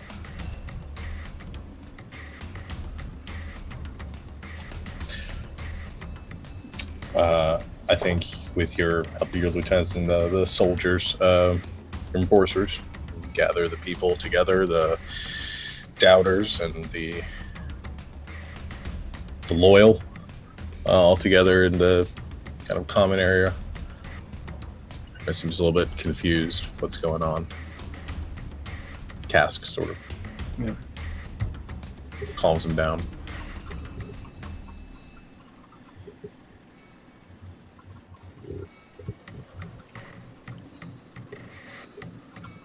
Y'all know what's going on. You know the situation. Just to cut through the preamble. This place ain't much good to us if there ain't nobody here to live in it.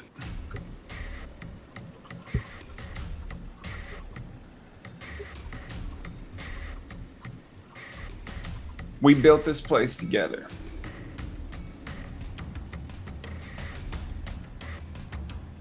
Brought steel out of the mud, made a home for ourselves, kept each other safe. But what we built was more than that.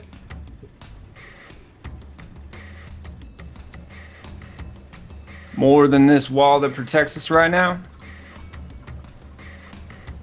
We built bonds stronger than the steel.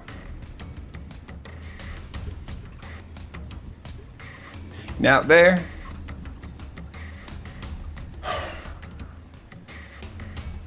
is a dangerous world.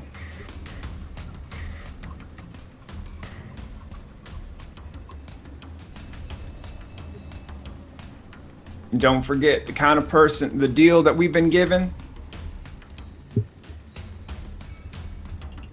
I want you to remember the kind of people that black dogs are.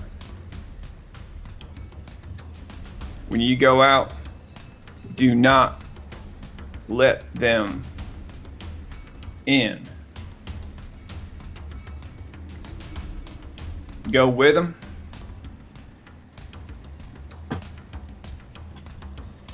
Because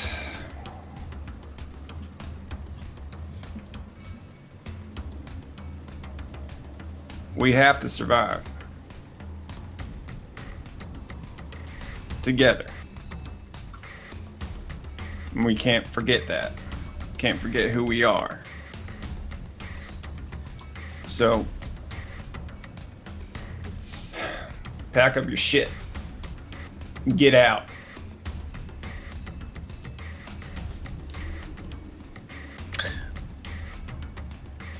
I don't think anyone says anything.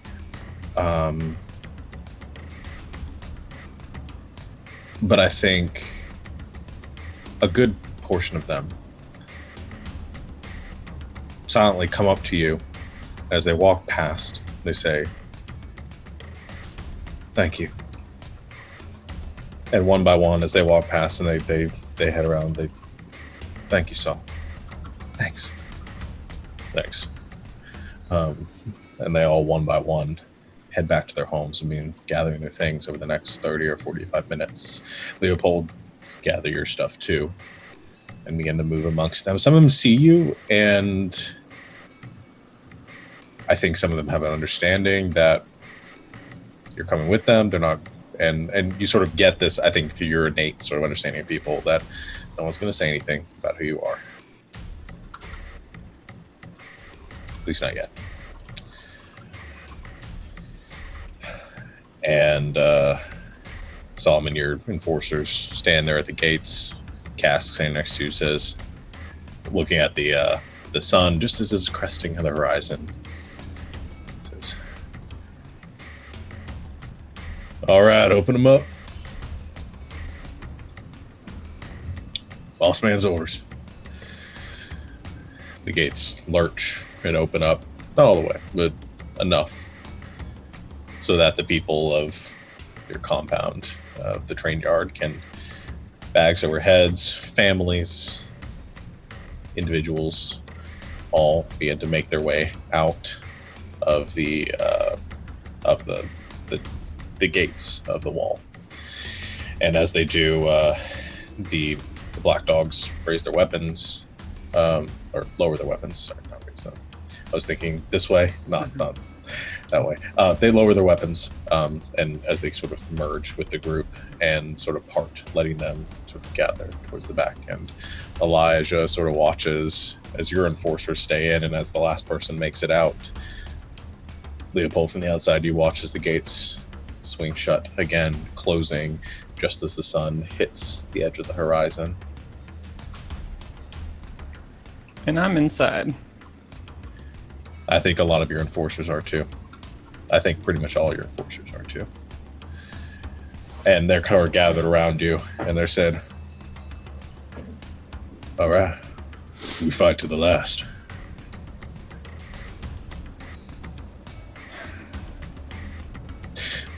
Solomon, I think at this point there's sort of a wind that picks up, and you look out towards the cliffs.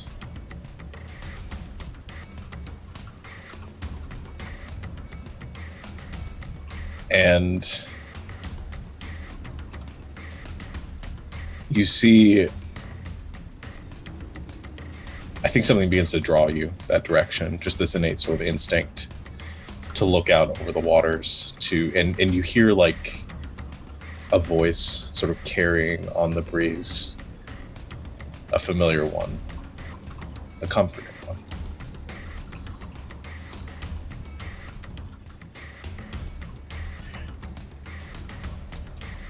As you step towards the cliffs and towards the edge, you stare out, and the sense of comfort overtakes you, and you look down. I think for the cinematic, you see a smile cross Saul's lips.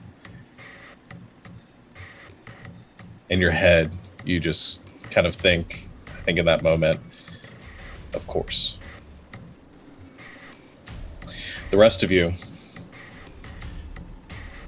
you crest over the last kind of hilltops, the ridge, this large raised section of the center of Dakota, and looking out, you see everything miles and miles around you in the darkness of the setting sun. And you see the train yard, far, far ahead. Can't see any people, you can't see anything moving there. Unknowing of what's happening or transpiring at this moment.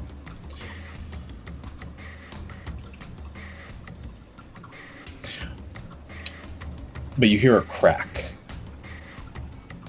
that carries across the wind. Saul, you watch as the explosives placed at the edge of the cliff, across the edge, one by one, the pieces put in place, finally igniting as the sun sets. The train yard lurches in smoke and fire. There are calls from your enforcers that scream and panic, calling out as the ground below you cracks and breaks and falls. And the last thing I think you hear is your wife's voice calling out to you. And the rest of you from your hill watch as the train yard vanishes. And that's where we're going to end our session.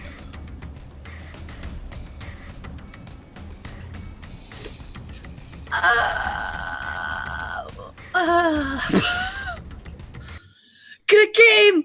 Good game. Never take a breath. It's okay. It's all going to be okay. Good game, everyone. That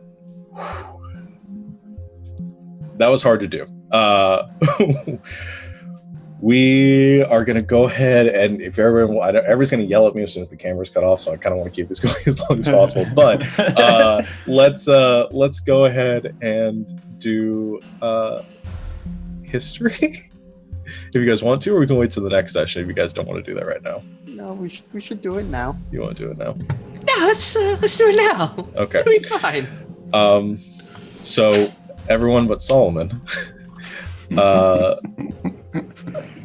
Leo, who knows Leo better than they did before? Not anybody really got a situation with Leo this episode, but I think a lot of people learned something about Leo that went to the laboratory. So that's. I didn't. Well, so Yes. I think your options are limited to about 2 people. Yep.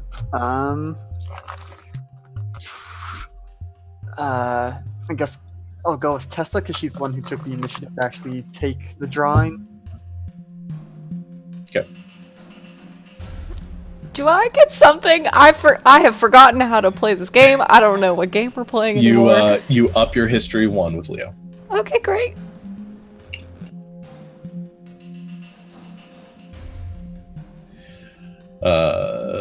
Tessa. Who knows Tesla better? I don't know. I do. I think I'm gonna say Garrett. Okay. Garrett, you got +1 to history with Tesla. And Birdie? I don't know. I didn't really do that much. Crush knows me better. All right, I'll give Crush +1 history. The dead body in the lab. I don't. This happens to me every time. I'm like, I don't know. You tell me, guys. Sure, Yeah. Tesla knows me better. Sure. Okay. And Garrett. Oh, it's Tesla. All right. So It's like Tesla, nobody picked me and then everyone picked me at once. Is this what it's like to be prom queen? All right. So I think that is going to wrap things up. Obviously, lots of questions, lots of mysteries that we will resolve in the next session, like what happened to Phoenix?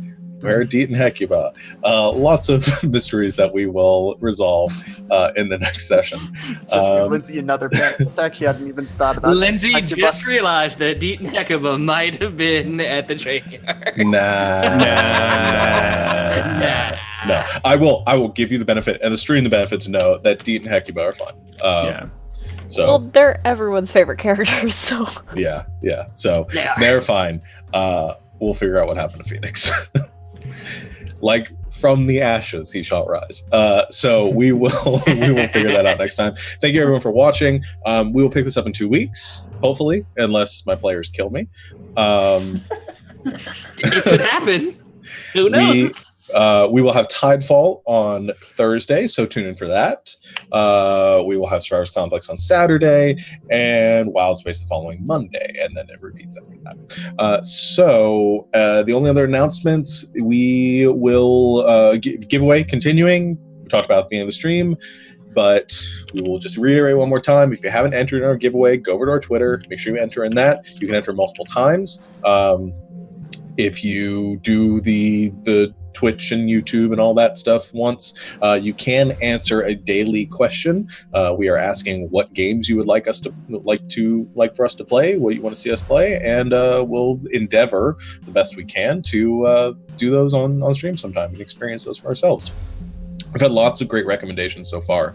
Also, make sure that you are only putting in an answer once. So make sure the answers are unique, and you do not continue to spam with the same one, because we will not count those entries. Savannah, I see you raising your hand. What do you need? Kyle, do you actually have something to say, or are you just raising No, your I was hand because hoping I'm raising my hand? I was raising my hand, hoping Sean would notice. Great, I was gonna let you go first. Finish my thought. That's why I raised my hand. It's just a thing that we haven't talked about in a long while. For those of you out there watching that do like to support us in more ways than just your viewership, we do have a tipping page that exists that we haven't mentioned in a while. So it is down on the Twitch drop page. If you're watching this on YouTube, go to twitch.tv/GoGameKnights with 2 Gs. You can tip us, so you can essentially send donations to us directly to support our channel. I just wanted to put it out there because we haven't mentioned it in a while. But thank you to everyone that has donated to us so far. We really, really appreciate it, and we're putting it toward directly all back into stuff for the stream and giveaways and things like that. But it does exist, so just go to our Twitch page, click on the huge banner that says tipping, and if you love us and you want to continue to support what we're doing, send us money.